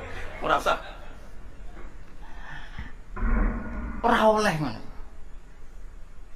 Kabeh Quran ora oleh mahjur, enggak boleh diting. Mulane iki kula cerita, niku tak hadis ini, Mas. Malah sih bener itu pancen ibu kulo niku gak ada tradisi teng narukan bro tenggen kulo. Niku nak Yasin masyarakat ge maca Yasin. Nganti saniki yang bar maghrib udah maca Yasin. Itu dibaca oleh semua RT di kampung saya. Tapi ibu saya punya pengajian tiap malam Selasa. Itu maca Quran urut semuanya. Gak sing maca wong kuno-kuno mulai sing cilik tau ngaji sampai ra tau ngaji sampai plus. Wis nasibe ono sing fam bajasat fan khobasat pokoke iso karu-karuan. Tapi sementing itu supaya tidak semua Quran ditinggalkan. Nggih nyatane iso khatam. Padahal misalnya Rugen ini maca 2 ayat, engko Mustafa 2 ayat. Ya sedina entuk sak juz. Gue eling-elingan nak kabeh Quran barokah, kabeh Quran diturunno Allah, kabeh Quran berstatus ra oleh dimbareng. Jadi kalau kita sebagai keluarga Quran menyenangis. Mulane wong ngapal Al-Qur'an beda mek kowe. Kadang wong ngapal Al-Qur'an jus 20 ora hafal Yasin. Perkarane ngapalnone ngenteni ngantuk jus 23. Nek kowe kan gak ora hafal kabeh tapi hafal. Bocah sing ngapal Al-Qur'an teng Kudus tenggen kula. Iki ora hafal tenan Yasin jus sama. Angger urung wayahe urung dihafal. Nek kowe kan gak potong guri jus sama. Paham ya? Dadi kesane hafal 30 jus wong teng cucu ngapal sing jus 30. Paham? Dadi modelnya ra pinter tapi berlagak ya iku. Lho kula nate dibisoi santrine bapak kula. Santrine bapak kula niku riyen zaman ngapalo kula nyekseni tenan apal juz 8. Singkat cerita dadi kiai. Dadi kiai mimpin tahlil. Tahlil sing akeh kan kulhu. Dene jejer kula baru dadi bapak tahlil jejer kula. Gayamu maca kulhu. Lah piye Gus? Kulhu juz 30 dhisik setara juz 8 asem. Nek ning kodhok Quran iku kriminal kan. Kowe tuh mau pondok Qurane cek ning nyambuk, cek ning pondok-pondok Quran sak Indonesia ning Kabeh. Ana gak misale bocah ngapal juz sama? Ora ono, mergo nek apalane juz 20 ya ngapal juz 20, juz 21 ya. Ora ono terus mendadak ngapal juz. Karena ada urutannya. Paling juz luar aja apal sing go salat tok kulhu, pelati rabbina. Yasin nanya kowe cah Quran. Mergo ngerung wayahe ya rong. Kulo riyen apal Yasin ya bareng urutan ngapalno. Kulo apal juz sama ya bareng urutan. Nah sampean kan gak bendarane apal setompo apa apal. Gua ya. Wong engkek kan. Saya ulang lagi ya. Andai kan Quran itu dibaca, ini saya ulang lagi berkali-kali. Andai kan Quran itu dibaca secara terbuka, secara nasional oleh para mubalik itu, mubalik yang bener, orang yang maklar. Kadang yang balik ya repot. Nah, balik pasti ini sakral kan. Cuma kalau sering kalau kritik itu, angger wong tukang pidato darani balik itu keliru kan. Sing darani balik man balagha anillah, sing nyampekno kebenaran sangka Allah iku jenenge mubalik. Cek dihaji cek ora, cek ning podium cek ora.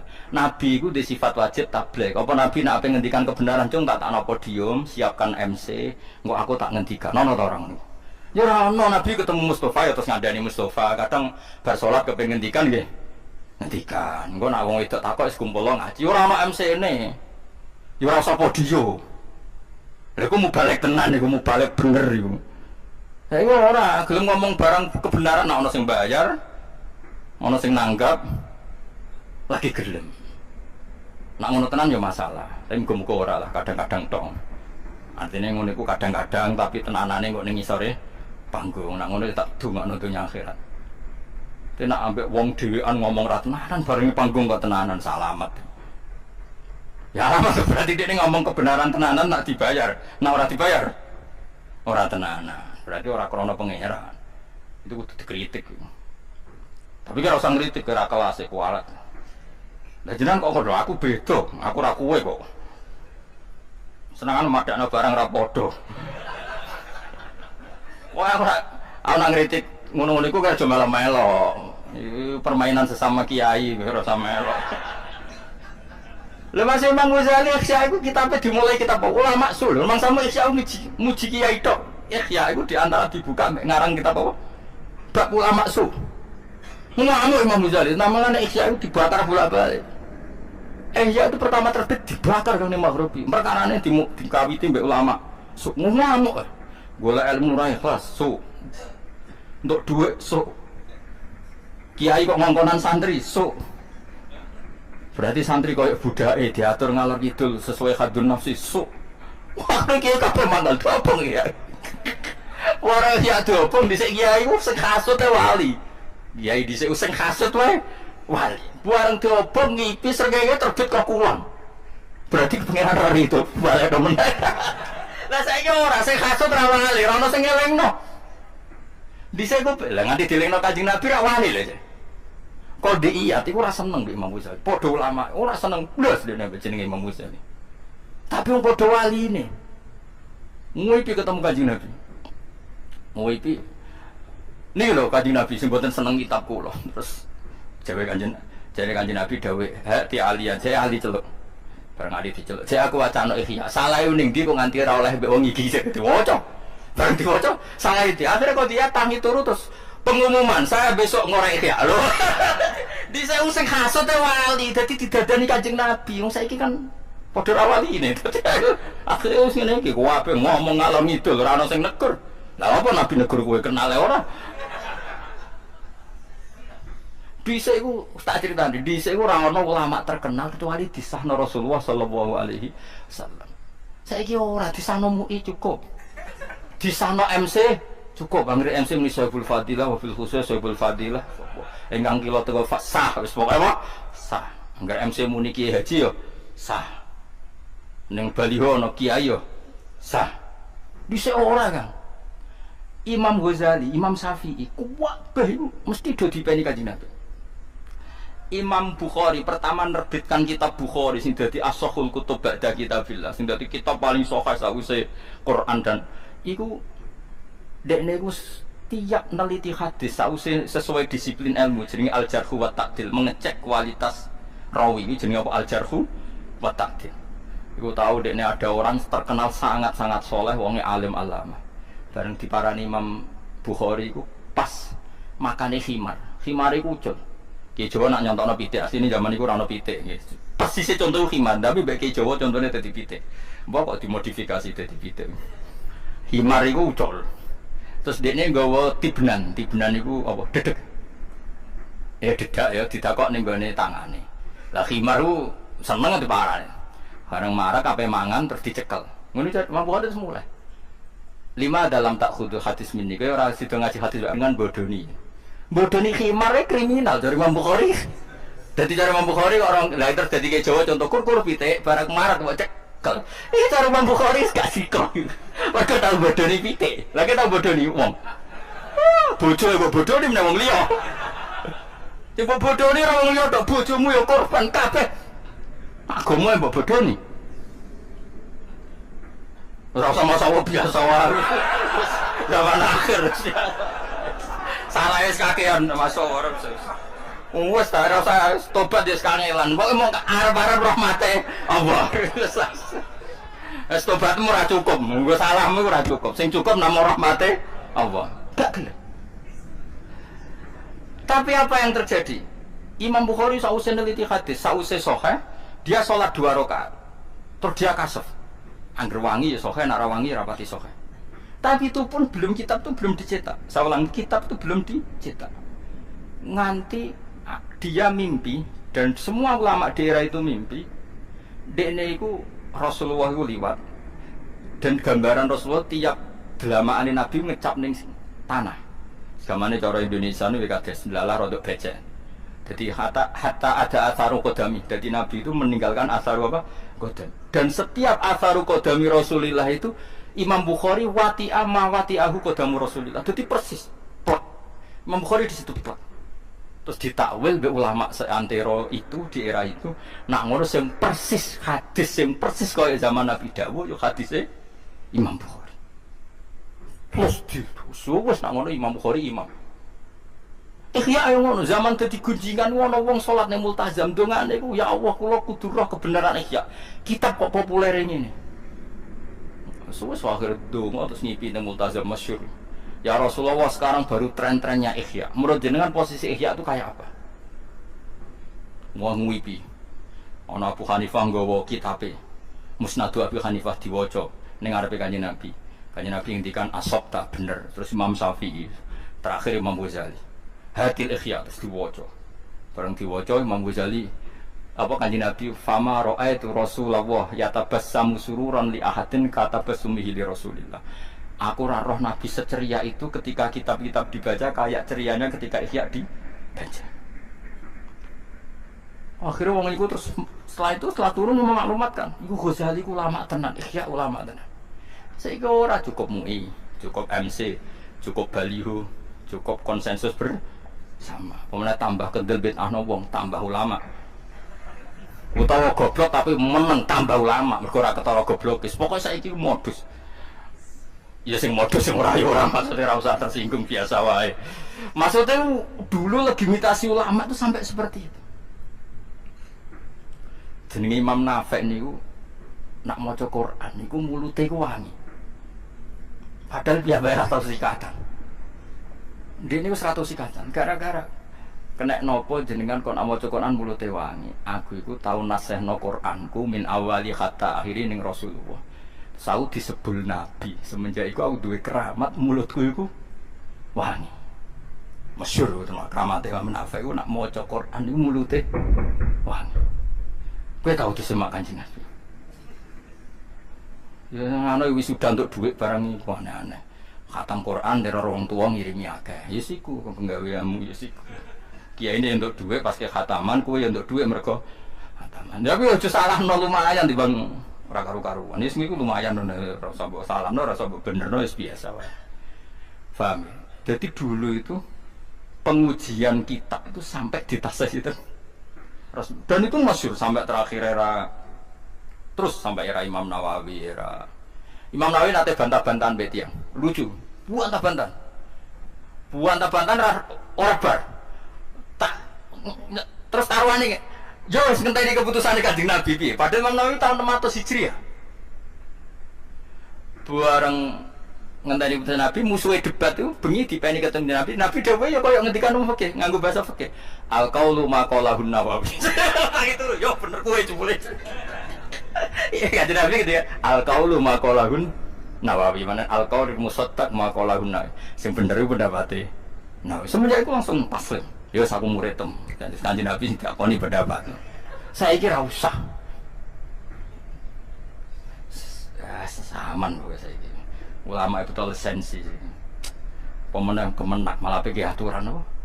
Lisensi sertifikasi. Ya saya menang sing tukang pidato.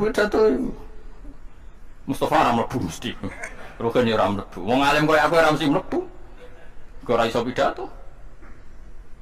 Sing mlebu yo piye terus ukurane piye? Aku gelem dadi tukang ngetes, tak lebono sing ngono. Lebono langsung. Paham ya, kula suwun nggih jogeman meneng sing berlebihan nganti kebenaran itu mboten mengisi ruang sing diciptakno Allah Subhanahu wa taala. Mun nang jenengan ngandel kula, barokah do seneng ngaji, seneng salat, seneng maca Quran. Nyatane nak bingung ya do maca Quran, ora mara Gunung Kawi. Artinya promosi ahlul batil ya sering gagal, nggih mboten sering napa? Gagal. Jare lonte-lonte iku wong nak kepen seneng ning nggon-nggon maksiat. Nyatanya banyak orang Islam ketika sumpek ra ning nggon maksiat, mergo wis cukup seneng ambek ridho ambek kodok kodare pengen. Coba misalnya wong terus do meneng ran-rangno nyamane ridho ambek kodok kodar. Dan yang menang hanya mereka yang batil, tetap tiap wong sumpek ke tempat-tempat maksiat. Barokah do ridho ambek kodok kodar nak sumpek ora ning nggone maksiat. Artinya apa? Menang sangka barang hak itu berstatus syaitonun akhras, setan sing bisu. Nah problemnya zaman akhir ngono, kadang mau menang untuk gelar sing luar biasa. Keliru iku Kang. Wah ngerti cara kula bener bangun bapak. Wah anggere ana wong alim ra mulang wis keliru kok. Cara bangun wis anggere muridé ning dindi wasiate sitok mulang. Pokoke kudu mulang. Sing isane pesolatan pokoke mulang. Asal payu lho, ora payu piye menang njen ana sing ngaji wis darurat ya apa? Darurat. Yang ora payu wis buka dasaran aja. Wis piye menang. Man desapane wong terus waru ya den riwayatno Pak Anda saten Nabi Muhammad sallallahu alaihi wasallam qol ahabul amali utawa seneng-senenge ngamali Allah taala marang wa taala hifdzul lisan iku njogo lisan. Mesti njogo sangka omongan sing mboten bener. Ruang riwayat nang hadis sebal Baihaqi Imam Baihaqi. Waru ana riwayat Pak Anda saten Nabi Muhammad sallallahu alaihi wasallam qala dawuh sapa nabi. Dawe al afiyatu asyratu ajzai. Al afiyatu tawi afiyah kesehatan iku asyratu ajzai. Ini kok ana 10 pira-pira bagian. Latis atun te sing songo fisomti ing dalem menang. Ana sing maca fisumti sami, fisumti ing dalem menang. Maksudnya wau nggih menang sangka barang batil, tapi jangan menang sangka barang hak. Imam Ghazali nyontokno iku malah ekstrem. Anak amit cokot kala jengking terus ki apik, meneng yo apik terus meneng ae yo cokot tenan. Kabeh yo ana aturane, ana napa? Ana napa? Aturane. Anak am salat salah mbok baro yo salah terus. Dadi meneng yo ana panggonane, ngomong yo ana napa? Panggonane. Wal asyiru te sing ke-10 fil uslati ing dalam uslah ing dalam menyendiri an-nasi sing manusa. Rawahu mirwatan hadis soal Ad-Dailami Imam Dailami. Wal maqal atsaniya wal isrun anu radhiyallahu anhu wa demi Allah. Mabtuli ora den coba ingsun bibalia den kelawan sisi coba ila wakana kecuali ana iku lillahi kedhi wali yang atas ingsun fi andal balia arbaune amen dipapat pira-pira nikmat. Tilkal baliyati. Dawe Sayyidina Umar ngono tenan. Saya tidak pernah diuji Tuhan kecuali saat diuji itu ada 4 nikmat. Wes saat diuji bojo cerewet lah. Awaluha idalam takun aitil kalbalya fidini. Asal coba itu gak ning urusan agamaku. Fa inal imtihana mung satune diuji fidini dalam agama luwih gedhe menal imtihane timbang diuji fil badan ing dalam awak wal mali lan dunya. Misale ke diuji bojo cerewet utawa diutang akeh.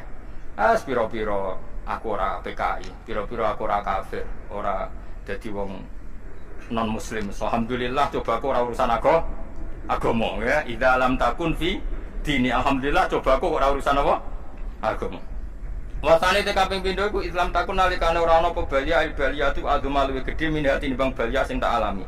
Mintil kal baliyati tekse saya mengkono-kono coba lati kang sobat kamu kenane balia nek ingsun.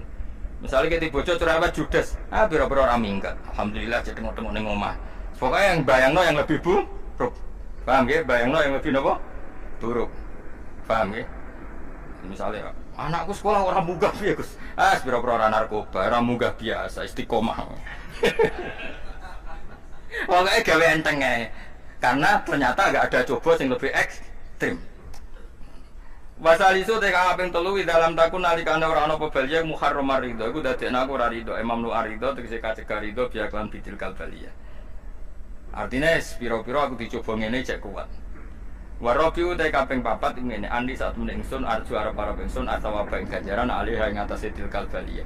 Piye-piye baru kae coba aku di alasan arep-arep ganjaran saking Allah Subhanahu wa taala. Mergo nyabari coba iku. Dadi wong saleh-saleh dhisik luar biasa. Eling-eling dawuh Sayyidina Umar nggih. Kata Sayyidina Umar, saya tidak pernah diuji oleh satu ujian kecuali saya berpikir ada 4 hal yang positif. 1, ujian itu untungnya ada di urusan agama. 2, tidak sebesar daripada yang sekarang, tidak lebih besar. 3, saya tetap ridho. 4, Saya berharap untuk nopo ganjaran. Dan kalau bolak-balik cerita, syaratnya dadi wali, itu diantaranya bojo cerewet. Jadi teng Kudu Lujan niku ana kancane didolani. Bojo ning ndi? Jare sing wedok teng alas muga-muga dipangan macan. Wong kok isane mok tukang adol kayu. Wong lanang ra ono gunane. Iku mulai iku kayune dipikul macan. Singkat cerita, gangsian puluh tahun piye walhasil iku terus rono neh. Wis ganti bojo, bojone jenengan teng pundi? Ini nembe teng alas dongakno slamet. Bojo kula nusakaken tiange kepengin rezeki sing halal ngantos dadi tukang apa kayu dongan. Mulai mikul dhewe. Arep takok. Lho kowe saiki kok mikul dhewe, coba bojoku sing iki keramatku ilang. Dadi syaratnya dadi wali ku diantarane, yo diantarane iku. Bojone apa? Cewek. Dadi wali ku jalure akeh kan. Alim, abot kan? Apa nih? Dadi imam sing adil ya abot. Mung dadi imam tok wis kudu entek akeh. Apa nih? Fakir sabar. Ya wis ra sabar. Lha iku sing wis karuan terjadi ku bojo. Cewek itu karek nerusno iku. Nek insyaallah narawali jantungane skutok. Tadi dhisik wae wali ku perkara napa? Sayyidina Umar gagahe ngono terkenal. Wong paling sering damuk bojo. Jadi Umar ku gayane njaba tok, nek ning omahe sampun. Jadi masyhur cerita sambil wong roh lah. Ana wong ape lapor bojone cerewet. Lapor Umar lala pas bojone dibuder nih lah. Sampun ya Amirah, sampun apa orang matur kok? Sampun. Lha ya kok ana apa kodho-kodho sampun. Lha ya orang matur kok sampun, ternyata sami. Dadi nyongkone ndekne Umar segarang itu bojone cep meneng kabeh ning omah. Ternyata ndak juga. Dadi Umar mau garang njaba tok nang omah ya ampun-ampun tenan ngadeg. Ya iku wali maksudnya iki. Ayo do milih ndi? Wali mau alim abot. Kudu hafal Quran, hafal hadis, iso maca kitab. Abot ya? Sugih lomo, sugih tok sabut kok lomane. Urutane malah loro. Kan sugih sik lagi lomo, sugih tok wis. Imam adil dadine presiden tok wis. Abot urung adile. Ya mau, bojo cerewet turu gampang kan ya. Duwe kabeh to. Apa ana sing ra duwe bojo cerewet? Ana sing ngaji aku bojone apian. Kok ana kok sok saleh wae biasa. Ya dadi baru kayak coba apa ani arju atawaba alih. Ani sak temen ingsun arju arep-arep ingsun atawaba ing ganjaran alih ing atase mengkono-mengkono coba alatil kalbaliyati tegese ing atase mengkono-mengkono coba. Alhamdulillahil adzan. Kowe hasud mbek wong ning dunya iso mbok sembunyikan, nanti dipermalukan Allah ning akhirat karena kamu duwe rasa hasud. Apalagi kalau ngenteni jatuhe wong soleh, jatuhe wong alim, orang-orang yang berkontribusi terhadap agama ini. Terus kowe hasud mbok arep-arep jatuhe iku nanti dipermalukan di hari kiamat. Luwih ngeri kalau kita punya dosa yang kita nanti dipermalukan di hari kiamat. Wasali sute sing kaping 3 iku aya khofen to di sapa wong ing kibali setane sanging sisi setan. Ayub tilain to batalo sapa setan amal ing amale wong ai sholihat sing amal saleh. Amal saleh yang kita lakukan lama puluhan tahun. Ya mau misalnya kowe ngurmati yatim puluhan tahun ikhlas, tapi setelah dia jadi dokter atau jadi orang besar ketika lupa kamu terus kowe gedun. Gedun karena ngamal sama seseorang yang enggak bisa balas jasa, berarti amal kamu itu dibatal. Mulane kok ora ana wong alim kecuali cuek karena tadi, tapi kadang masyarakat itu angel kandang. Hampir semua orang alim itu gak suka kenal santrinya, bukan karena gak mau, bukan karena tadi sebetulnya ingin sekedar mulang ya wes mulang. Karena kalau kenal takutnya itu memanajemen atau ngatur-ngatur. Kok akhirnya terus nak gak dituruti seakan-akan wong ngaji ini mbak aku kok gak nuruti aku. Sehingga banyak orang alim yang milih cuek-cuek itu. Yang ditakdir kenal ya kenal, yang ndak itu sebetulnya hanya untuk menjaga ikhlas ben tidak selalu mengatur-ngatur. Kena ngatur-ngatur ujung-ujungnya khadun nafsi. Khadun nafsi bisa membatalkan amalnya dia mulangnya itu tadi. Yang masyhur banyak orang alim yang nggak mau ditemuin muridnya. Bahkan Sufyan Ats-Tsauri itu masyhur. Yang boleh sowan saya harus yang nggak pernah ngaji saya. Yang boleh ketemu saya yang tidak ada urusan ngaji dengan saya. Karena takutnya tadi. Karena takutnya tadi misalnya ada orang alim ngajar 10 tahun sama orang itu jadi orang kaya raya sukses. Kadang-kadang kan manusia ingin sesuatu karena gak dituruti, ngundat-ngundat, tak ulang kok gak loyal itu jadi terus banyak ulama yang milih cuek wis disuruh ketemu lah ya wis. Ya tapi ada saja ulama yang nganggo syariat justru dikumpul lo ben ada ikatan sampai alumni, ikatan sampai macam-macam. Ya tapi itu ijtihadnya orang macam-macam. Nah, jelas pastikan bahwa semua itu tidak hadzun nafsi, tidak karena keinginan.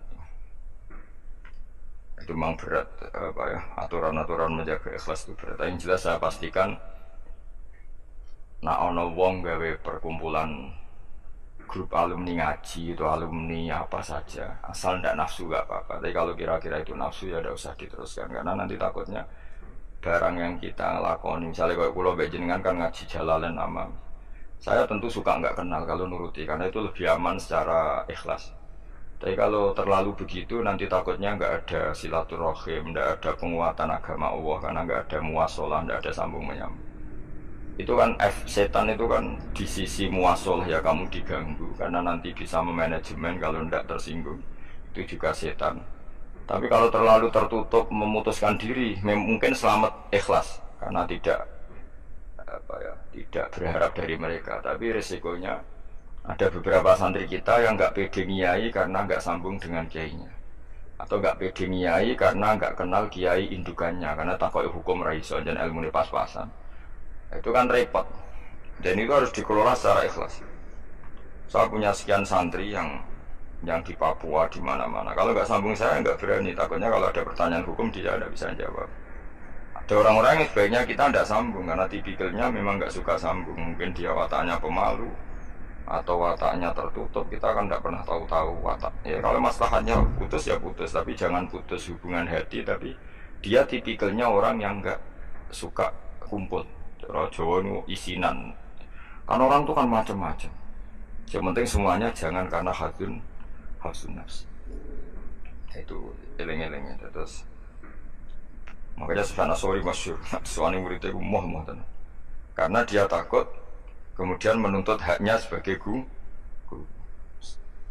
Nah, korek sapa sing terkenal Sayyid Hamzah Az-Zayyad itu dia pernah ada orang sowan, ya Hamzah saya ini punya utang banyak, tolong bilang sama Muhyiddin jenengan yang kaya supaya mensyafaati saya. Jawab Hamzah, saya minta air putih sama santri saya aja nggak pernah, menyuruh santri saya supaya melayani saya saja saya tidak pernah. Karena takut itu saya mengkonversi mulang saya menjadi loyalnya santri-santri dan itu menjadikan amal dunia. Itu orang dulu itu macam-macam menjaga keikhlasan sampai se ekstrim itu. Ya tentu tidak semua ulama seperti itu. Ada ulama yang suka ngongkon santri karena biar dapat barokahnya khidmah. Ada ulama yang suka minta tolong santri supaya mereka terbiasa khidmah. Itu kan istihad. Yang penting pastikan diri kamu tidak ada hadzun nafsi. Itu semuanya motifnya itu nafsi itu jangan. Karena tadi kalau kamu terlalu tertutup, terlalu terputus, nanti nggak ada kekuatan Islam dalam hal silaturahmi. Makanya dari Imam Ghazali ya tidak semua ulama kayak Hamzah Az-Zayyad, tidak semua ulama kayak Sufyan Ats-Tsauri. Tapi juga kamu jangan terlalu manajemen. Wabe umatem mbok anggap aset. Akhir rombongan umroh spiro macam lagi terus dihitung kan. Terus kan ya terus repot semuanya diasetkan apa? Semuanya diasetkan. Itu ya bahaya betul itu. Bukan bahaya pada dirinya dia tapi juga bahaya bagi kelangsungan agama karena semuanya jadi materi, jadi aset, jadi itu. Ya sudah kita ngikuti aturannya Allah dan Rasul. Ya cara kula paling gampang ya salami wae alami nek sing ditakdir Allah kenal ben kenal ora ya wis penting wis buen ngono kabeh. Ya sudah garhum sudah sementing tadi ikhlas. Cek kamu memilih tidak kenal ya yang niat ikhlas, milih kenal yang niatnya ikhlas. Semuanya semua itu tidak hadzun nafs. Yang jelas paling parah itu Sufyan Ats-Tsauri wis masyhur. Saking masyhurnya sampai beliau tahu kecemplung sumur neng Arab itu kan sumurnya mesti nerapati jeruk. Padahal dia gurunya Imam Syafi'i, gurunya ulama-ulama top. Siapa yang nggak kenal Sufyan Ats-Tsauri? Setiap ada yang menolong kamu pernah ngaji saya ya pernah. Siapa sih yang kawasan sini yang nggak pernah ngaji jenengan semuanya. mau ditulung. Kok khawatir nulungnya mereka itu sebagai imbalan tahu ngaji. Akhirnya ana muridé sing pinter ya rada kurang ajar tapi pinter. Golek wong bedui sing ora tau ngaji, mergo ditulung sapa ya. Akhirnya ana bedui ya rada diakali. Iku lho ana wong kecemplung sumur tulu, bedui rono. Kamu ngaji ya, ambek kowe ora kenal ngaji opo. Aja terus gelem ditulung mbek bedui. Mergo ora tau apa. Berarti wong iku nulung mbek ikhlas, mergo ngerti ana kecemplung ditulung. Sufyan Ats-Tsauri ya gak perlu jadi kompensasi. Tahu sampai segitunya. Paling ekstrim dalam bab itu tuh sebenarnya. Tapi wongnya ya keramat. Hamzah Az-Zayyat itu termasuk korek sabah dengan diantara kuro sabah ada namanya Hamzah itu ya keramat. Kiai kok kakek manajemen santri ini gue serang arah keramat. Ya, tapi yo rapopo tapi serapati keramat. Ya karena tadi apa ya tetap lama-lama itu jadi khadun nafs. Misalnya Kiai ini di biro umroh, terus anak buahnya santri ini juga umroh lewat travel ya, produk piye, terus kita mengenai enak. Tapi ya tidak salah, tentu ya sah saja karena santri ini ya kurang ajar juga. Karuan Kiai ini di biro kok daftar biro liya Kiai ini, siapa santrinya ya kacau juga. Tapi Kiai ini terlalu berharap ya kacau juga. Yang sing selamat sopo, sing karuan kelar umroh itu malah selamat. Ya. Sing diri apa nih, bocah kena. Orang ngono manfaatnya lah kemana dan ya tapi memang jangan berlebihan karena tadi ketika ada kiai tidak mau bikin biro umroh kemudian yang bikin orang fasik atau orang lain kita ya kedosan karena nyugeno wong nopo fasik. Tapi ketika kamu bikin terus sampai tomak neng santri-santrimu sendiri juga bisa fasik karena terlalu memanajemen santri. Ya itu memang hidup tuh gak gampang. Tapi yang jelas yang nggak bikin pun potensi dosanya tinggi karena tadi semua orang soleh tidak bikin, alasannya juga ikhlas, kemudian yang bikin wong fasik. Akhirnya komunitas ibadah umroh hanya dinikmati wong-wong nopo fasik, karena mereka bisa bisnis secara baik. Tapi nak sing melakukan untuk orang soleh kan ya bagus karena yang wadahnya untuk orang soleh, kemudian manfaat untuk pondok, untuk umat. Yang jelas gak gampang lah, ngelola kebaikan gak gampang. Tapi semua itu bil ilmi, harus ada ilmunya. Mungkin suatu saat aku di biro umroh, pertama sing umroh kue ceblok nang Pakistan penting. Pakistan mending India, utawa Temangsang nang Singapura. Barang wis komplain, lagi terlantar ngene komplain, kue terlantar nang pasar Barno. Tak kok ning kono Pulau Karimun ta, Pulau Nyamuk. Gus umroh kok tok kene, penebusan dosa sik lagi ning Mekah. Nah, nak gelem ya tak gawe saiki. Nek gak kok belum nyamuk sik engko apa. Beristighfar cokoti nyamuk dosa milang. Nek kita irung ilang ya terusno engko lagi. Kulo paling wedi nggih manajemen angel ngaji itu angel. Tapi siapapun itu anut umume ulama. Setahu saya guru-guru kita ku ya ana sing gawe warung, ana sing duwe toko karena tadi. Nah, santri blonjo ning liyane ya sakit kiaimu.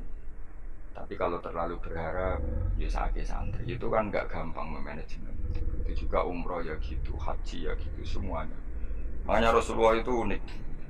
Rasulullah itu di banyak hal juga kelihatan nggak apa-apa nggak kenal sahabat. Karena ya mungkin Nabi ingin semua orang punya dunia sendiri-sendiri. Gitu.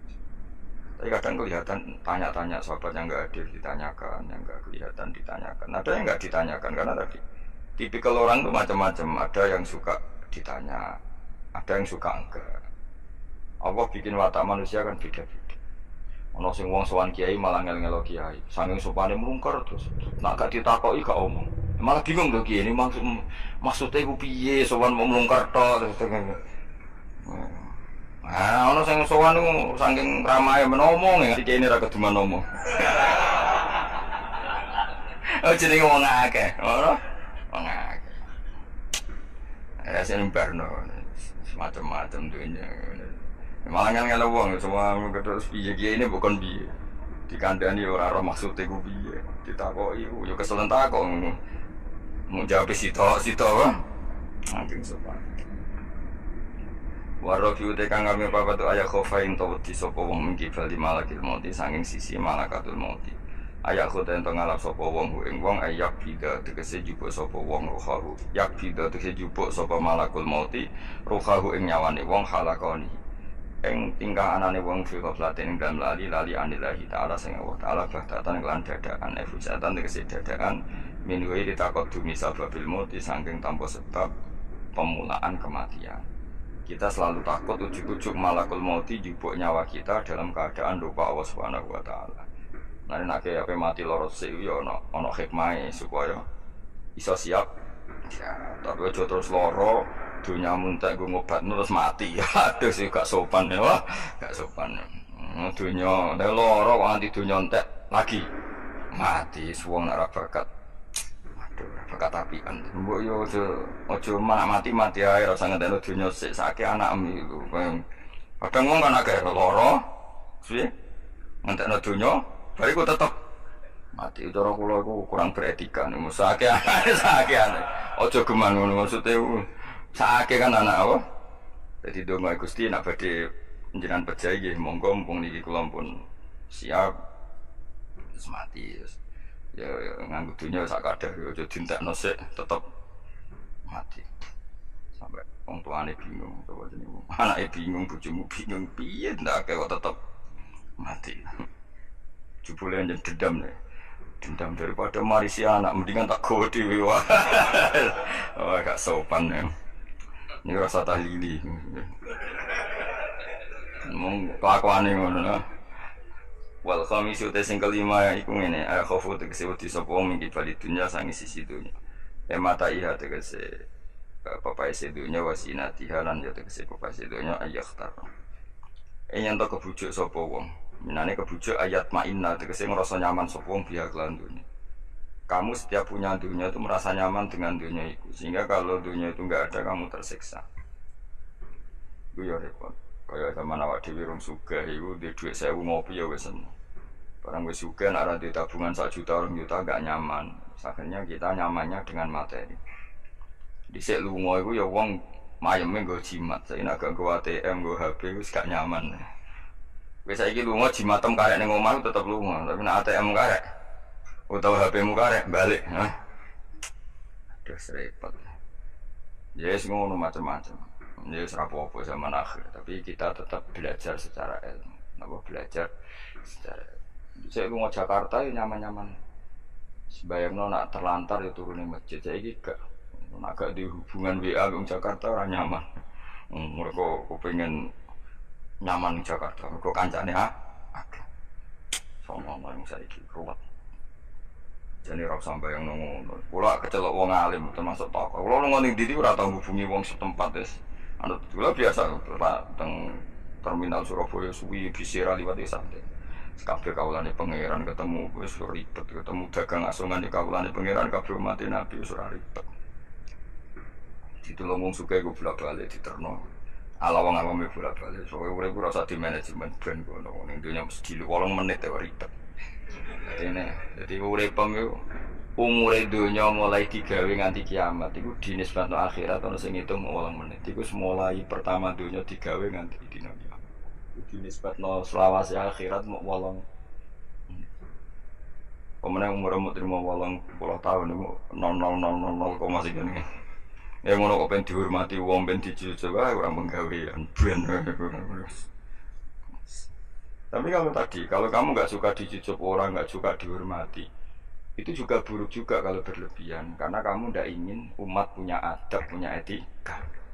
Tapi kalau kamu ingin umat punya etika juga berlebihan, karena jangan-jangan itu nafsu kamu ingin dihormati. Nggak gampang, ngelola itu semua nggak gampang. Saya juga nggak suka orang sufi yang berlebihan, nggak suka dihormati, nggak bisa salami tempel, nggak suka di. Khawatirnya nanti mendidik umat tidak punya etika, tidak punya aturan, tahu hak-haknya guru. Tapi kalau kamu itu berharap itu berlebihan, jangan-jangan karena nafsu kamu yang ingin dihormati. Maka kita harus seimbang. Kita juga suka umat itu sopan karena itu menjadi umat berperadaban. Kalau berperadaban maka lebih mudah menjaga Islam. Tapi kalau kamu manfaatkan sebagai bagian jatah nafsu kamu itu pasti kamu disalahkan Allah juga. Karena tradisi umat menghormati, kamu manage supaya menguntungkan diri kamu, itu nafsu. Makanya itu ngelola itu tidak gampang. Tapi kalau kamu suka Aku gak seneng dihormati orang. Kemudian orang nggak punya etika, itu juga disalahkan Allah karena menciptakan umat tanpa apa? Etika. Ya sudah makanya itu hebatnya Nabi. Nabi itu kadang dihormati duka. Tapi kadang ada orang tidak hormat ya duka karena enggak masyhur kan Nabi kalau beliau liwat kok sahabat berdiri beliau ngendikan kamu jangan memperlakukan saya kayak raja-raja ajam, biasa saja gak usah berlebihan. Tapi ketika ada orang nggak punya etika Nabi juga duka. Nah Nabi diutus liutamima makarimal akhlak. Tapi semua itu nggak ada nafsu. Itu hebatnya Nabi Muhammad SAW. Semua itu ditata. Sekamane kita di santri medit itu rasa senang. Mereka itu didikan yang enggak. Tapi misalnya kau berharap santri kulo mau dengan makna ngekei kue itu ya babnya ditomak. Napa babnya ditomak. Tapi kalau membiarkan santri medit, kamu tidak tarbiyah. Medit adalah sifat yang dibenci Rasulullah. Dan kamu membiarkan orang itu medit. Ya itu kita harus punya tadi ilmu lagi-lagi yang bisa mengelola itu semua apa? Ilmu. Wasa disutai kang kaping 6 juga ya khofain to wedi sapa wong mingki balil ahli. Saking sisi keluarga wal iyali lan anak putu. Wa hum utawi al ahli wal iyali kuman wong yang munu kang rumat sapa wong hum ing wong akeh. Dikatakan keluarga orang harus kamu rumat. Kamu harus punya ketakutan juga sama anak-anak kita, sama keluarga kita ayyash takhila. Ingin to dadi sibuk sapa wong bihim mok lan ngurus keluarga. Soale kowe dia anak, wae prainan jaluk prainan bojo blonjo mbok urusi terus kapan kowe eling pangeran. Tapi misalnya kira tau ngurusi blas malah kowe dianggap problem. Nah itu kan kita harus bisa ngelola itu. Misalnya kita jadi kiai, anak atau bocah liburan nanti pasti dianggap gara-gara bapak mulang saya tidak pernah dijak liburan. Akhirnya anak trauma jadi kiai, mergo reputasi kiai itu ora tau nopo liburan.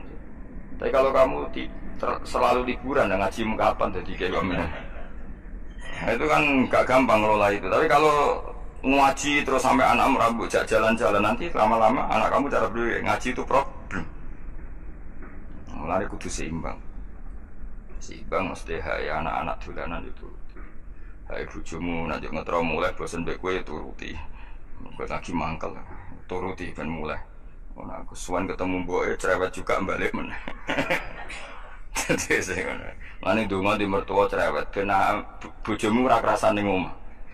Susah lho di mertua apian karena kadang anak ini lebih nyaman dengan ibunya timbang sama suaminya. Jadi ono santri takok, "Gus, di mertua apian niku enak to?" Mbok karek kowe. Ternyata jawab, "Ra enak, Gus." Kok iso? Dekne wis apian, kancaku wis apian. Tapi wong tuane mertuane luwih apian. Jika anake tetap nyaman ning omah timbang mbek bojone. Akhire ndonga ya Allah mertuaku muga rapian.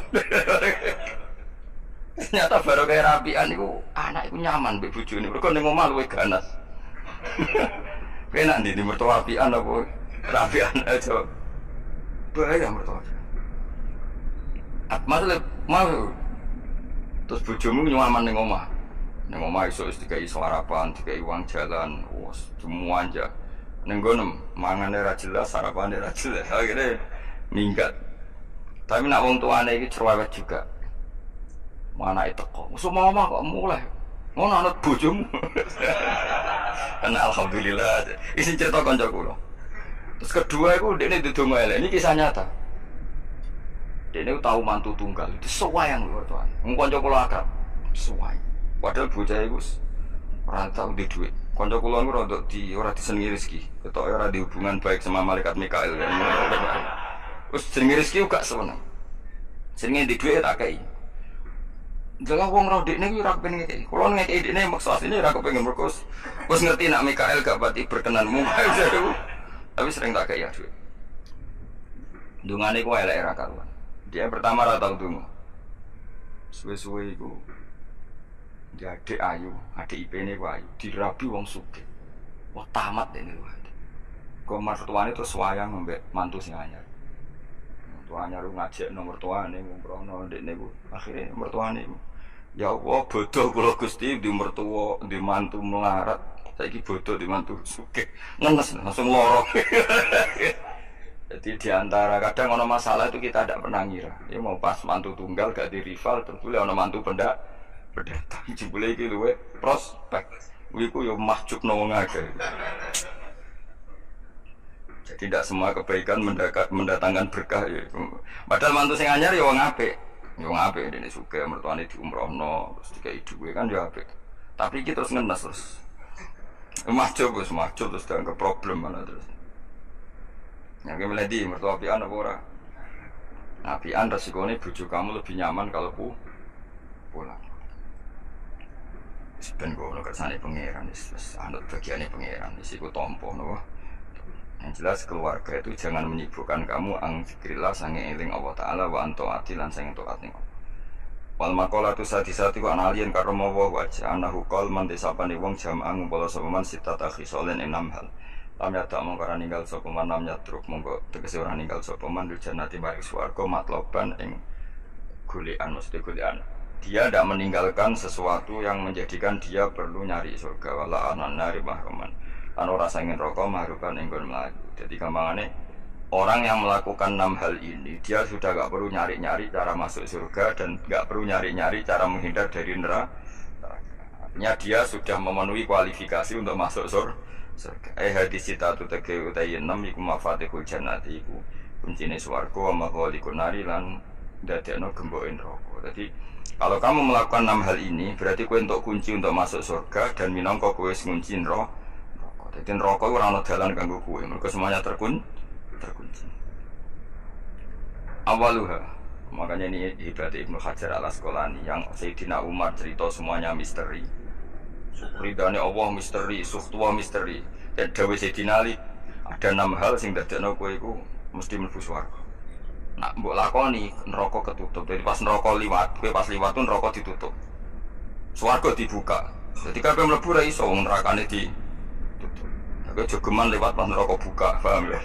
Tak warai trike, oh jogeman lewat pas neraka. Nah pas kowe liwat itu kita bukaan kabeh, bahaya itu, ngono. Bahaya. Ya jadi kudu duwe mafatihul jannah wa maghaliqun nar, wa mafatihul jannah wa maghaliqun nar. Jadi kita duwe kunci go buka swarga. Ya duwe carane ngunci, nutup neraka. Jadi kan mesti liwat neraka, Mas. Wong samu swarga gak liwat neraka sih, iku bahaya nek bukaan iku. Bahaya. Ya ben ana kok. Siji ya jelas ya mafatihul jannah wa maghaliqun nar dawuh Sayyidina Ali. Awaluha utawi kawitane iki kabeh sitah iku arafallah. Ngerti sapa wong Allah taala, ngerti bi annahu menane ngaji. Kelan sak temne Allah khaliqu sing gawe ndekne wa raziqu lan sumaringi rezeki ndekne wa mukhihi lan sing uripno ndekne wa mumitu lan sing matene. Kita harus ma'rifatullah bahwa Allah itu zat yang super bagi kita. Karena dia pencipta kita, dia pemberi rezeki kita, yang menghidupi kita. Oh, ta'alluq be Allah luar biasa. Setiap saat kita ingat bahwa zat terpenting dalam hidup kita adalah Allah. Cara meneling duit ATM eling opo. Eling Allah. Iku pertama kunci sing dadekno swarga kebuka, neraka ketutup. Jadi nanti jalur yang kamu lewati neraka ketutup. Swarga kebuka. Jadi pas kowe mlaku saenak dhewe lah ora ngarep ceblok wong ketutup. Tapi nak bukaan wah resiko you know. Sause roh pangeran fa atoa mengkono ati sapa wong kuwi Allah fa faqahu mengko nyocoki sapa wong kuwi Allah fi awamirihi dan boro-boro perintah Allah. Wis kenal Allah dengan semestinya kemudian mentaati Allah. Nomor loro wa arafalan kenal sapa wong asyaiton ing setan. Ngerti bi ana lan sak temene setan aduhu musuhe wong fa asahu mengko durakani sapa wong ing setan ay khalafa. Tekse nyulayani sapa wong amrohu ing perintah setan. Dia kenal setan kemudian menjauhi setan. Ora kenal malah terus akrab iku. Wa arafalan kenal sapa wong al akhirat ing akhirat bi ana lan sak temene akhirat darul baqa omah keabadian fatolabah. Mongko goleki sapa wong gak ing akhirat bisti dadi zati lan nyediakno sangu lah maring akhirat. Wa arafalan ngerti sapa wong adunya ing donya bi ana lan satene donya faniatun rusak. Wa ana lan satene donya darul mamari mo omah guliwatan tok. Mengerti nak donya mau liwatan tok farofado mongko buang sapa wong gak ing donya ay taro katekse buang sapa wong gak ing donya. Walam yakhut lan ora ngalap sapa wong minat ing donya illa bi qadri zati kecuali kelan kadar sangune wong lil akhirati krana akhirat. Wa arafalan ngerti sapa wong al-haqqa ing hak ay shawab batik sing bener minal ahkam sing mlebu hukum fatta ba'amu ka anut sapa wong hu ing hak wa amila lan nglakoni sapa wong ing hak ngerti barang hak kemudian ngikuti dan mengamalkan. Wa arafalan ngerti sapa wong al-batil ing barang batil ay ghaira sahihi te barang sing ora bener fastana ba mongko ngerti sapa wong ing batil lan amal lan ora ngamalno sapa wong ing batil. Ya iku cekeli ya punya 6 hal sing dadekno swarga dibuka neraka di tutup mun niku kudu yakin, anu yakin. Kalau lah gitu, kepinginnya kalau semuanya pas liwat tuh pas tutup. Cukuman liwat pas apa? Misalnya bukaan ya sing terbang aja jadi kang liwati, ruwet nang liwati wis. Wal maqalatu sabiyatu tema kala kang kaping 7 iku kala dawuh sapa aliyun karma wajah iku ngene. Kala aliyun karma wajah wa finus khatin wa kala Umar radhiyallahu anhu. Kula yakin nggih didhawuhna Sayyidina Ali, nggih didhawuhna Sayyidina Umar karena ini konsensusnya sahabat. Saurang itu konsensusnya sahabat. Meskipun sanad kita kebetulan yang ngendikan tuh Umar atau Ali, tapi sebetulnya ini kebenaran konsensus. Ani-amu te pira-pira nikmat ya azamu hati kese te gede-gedene nikmat ku sitatu asya ana 6 pira-pira perkara. Siji al-Islamu Islam. Nikmat terbesar kita itu Islam.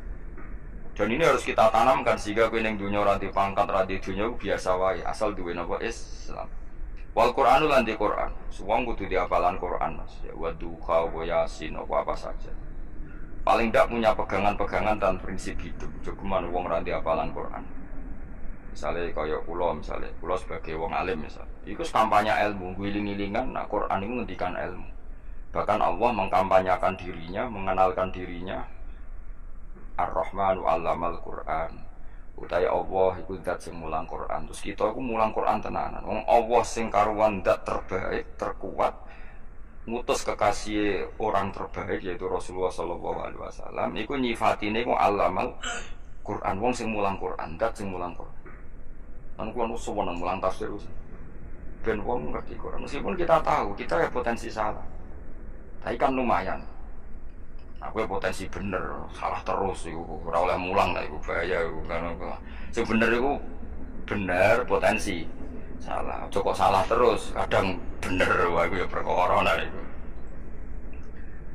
Enggak sing penting kowe mesti dawe ijazah ulama-ulama dhisik. Misale rapal Quran kabeh apal ayat kursi. Ayat kursi iku semua Quran iku ditulis ning Lauh Mahfuz kecuali ayat kursi dhewe Nabi. Khusus ayat kursi aku jupuk minkan zil arsi. Jadi gamane Nabi ngendikan semua ayat-ayat Quran itu ning dokumen umum gitu teng Lauh Mahfuz. Tapi aku jupuk ayat kursi minkan zil arsi. Kok gudange napa? Arasnya ada ayat-ayat yang lebih spesial. Kalau sampean tanya, Gus, bukankah semua itu dawai Allah? Ya betul semua dawai Allah. Tapi tetap ada dawai Allah yang hubungannya dengan makhluk. Itu di kelasnya kelas fadhil, keutamaan yang biasa. Ada ayat-ayatnya Allah yang tentang dirinya sendiri, itu yang tidak tertandingi. Ya kayak ayat kursi. Ayat kursi itu kan ayat di situ Allah menerangkan dirinya sendiri. Misalnya Allah la ilaha illa huwal hayyul qayyum. Itu kan Allah menerangkan tentang dirinya sendiri, tentu spesial. Gitu ayat-ayat yang meskipun ya tetap spesial jenenge dawuh Allah tetap spesial. Tapi ada ayat-ayat yang tentang kita. Misalnya ayat fankihu ma tobalakum minan nisa masna. Ayat-ayat seperti ini kan nggak mungkin setingkat. Ini kan ayat tentang kamu. Terus ngerti nak kelakuanem seneng wayo dikira wayo. Nah, tentu beda. Tentu semuanya spesial karena sama-sama kalah muah. Tapi tentu beda. Dokumen ayat kursi tentu nggak sama dengan dokumen ayat fankihu ma tobalakum. Maka Nabi ngendikan ayat kursi ini bahkan saya ngambilnya minkan zil arsi. Jadi spesial. Sehingga terus kita dilatih guru-guru kita ngapal ayat kursi. Kan ya lucu. Misalnya wiridan yang tahlilan fankihu ma tobalakum minan nisa terus lucu toh. Tahlilan kok kono ku piye ngono. Aneh-aneh. Gua yang mikir tuh. Senane mbantah. Mosok ayat Quran kok beda-beda. Goblok kandhanane angel bocah ngono. Dadi kene ku sing wis ngaji mulai bayi ya. Jadi ono ayat fawadil, maksudnya ayat-ayat sing umumnya terkait kita. Ama ayat-ayat sing spesial karena nerangkan Allah, tentu beda. Terus kedua tentu ayat-ayat sing rano Kanjeng Nabi, misalnya al-qad ja'akum rasulun min anfusikum azizun. Terus baru ayat-ayat tentang kita. Ayat tentang gue ya wakul wasrobu, kon mangan ngono. Nah, misalnya terus tahlil, wakul wasrobu. Kayak lucu tuh. Bocah kok kandhanane angel. Pusing ambek gue, ngaji tahunan gak ada perkembangan. Habis gue rame-rame dunia, wah, gue rame-rame apa? Dunia. Pernah ada kumpulan orang untuk ngaji, setan setruk tenang. Paham itu? Mulai setannya tangin, tenang ya Rafa, kamu aduh. Serempet ya. Ya, jadi kayak kudu ngerti ya. Jadi kabeh ayat Quran spesial, tapi tradisi ini ulama Kan ada perdebatan apakah ada ayat fadilah dan mafdulah.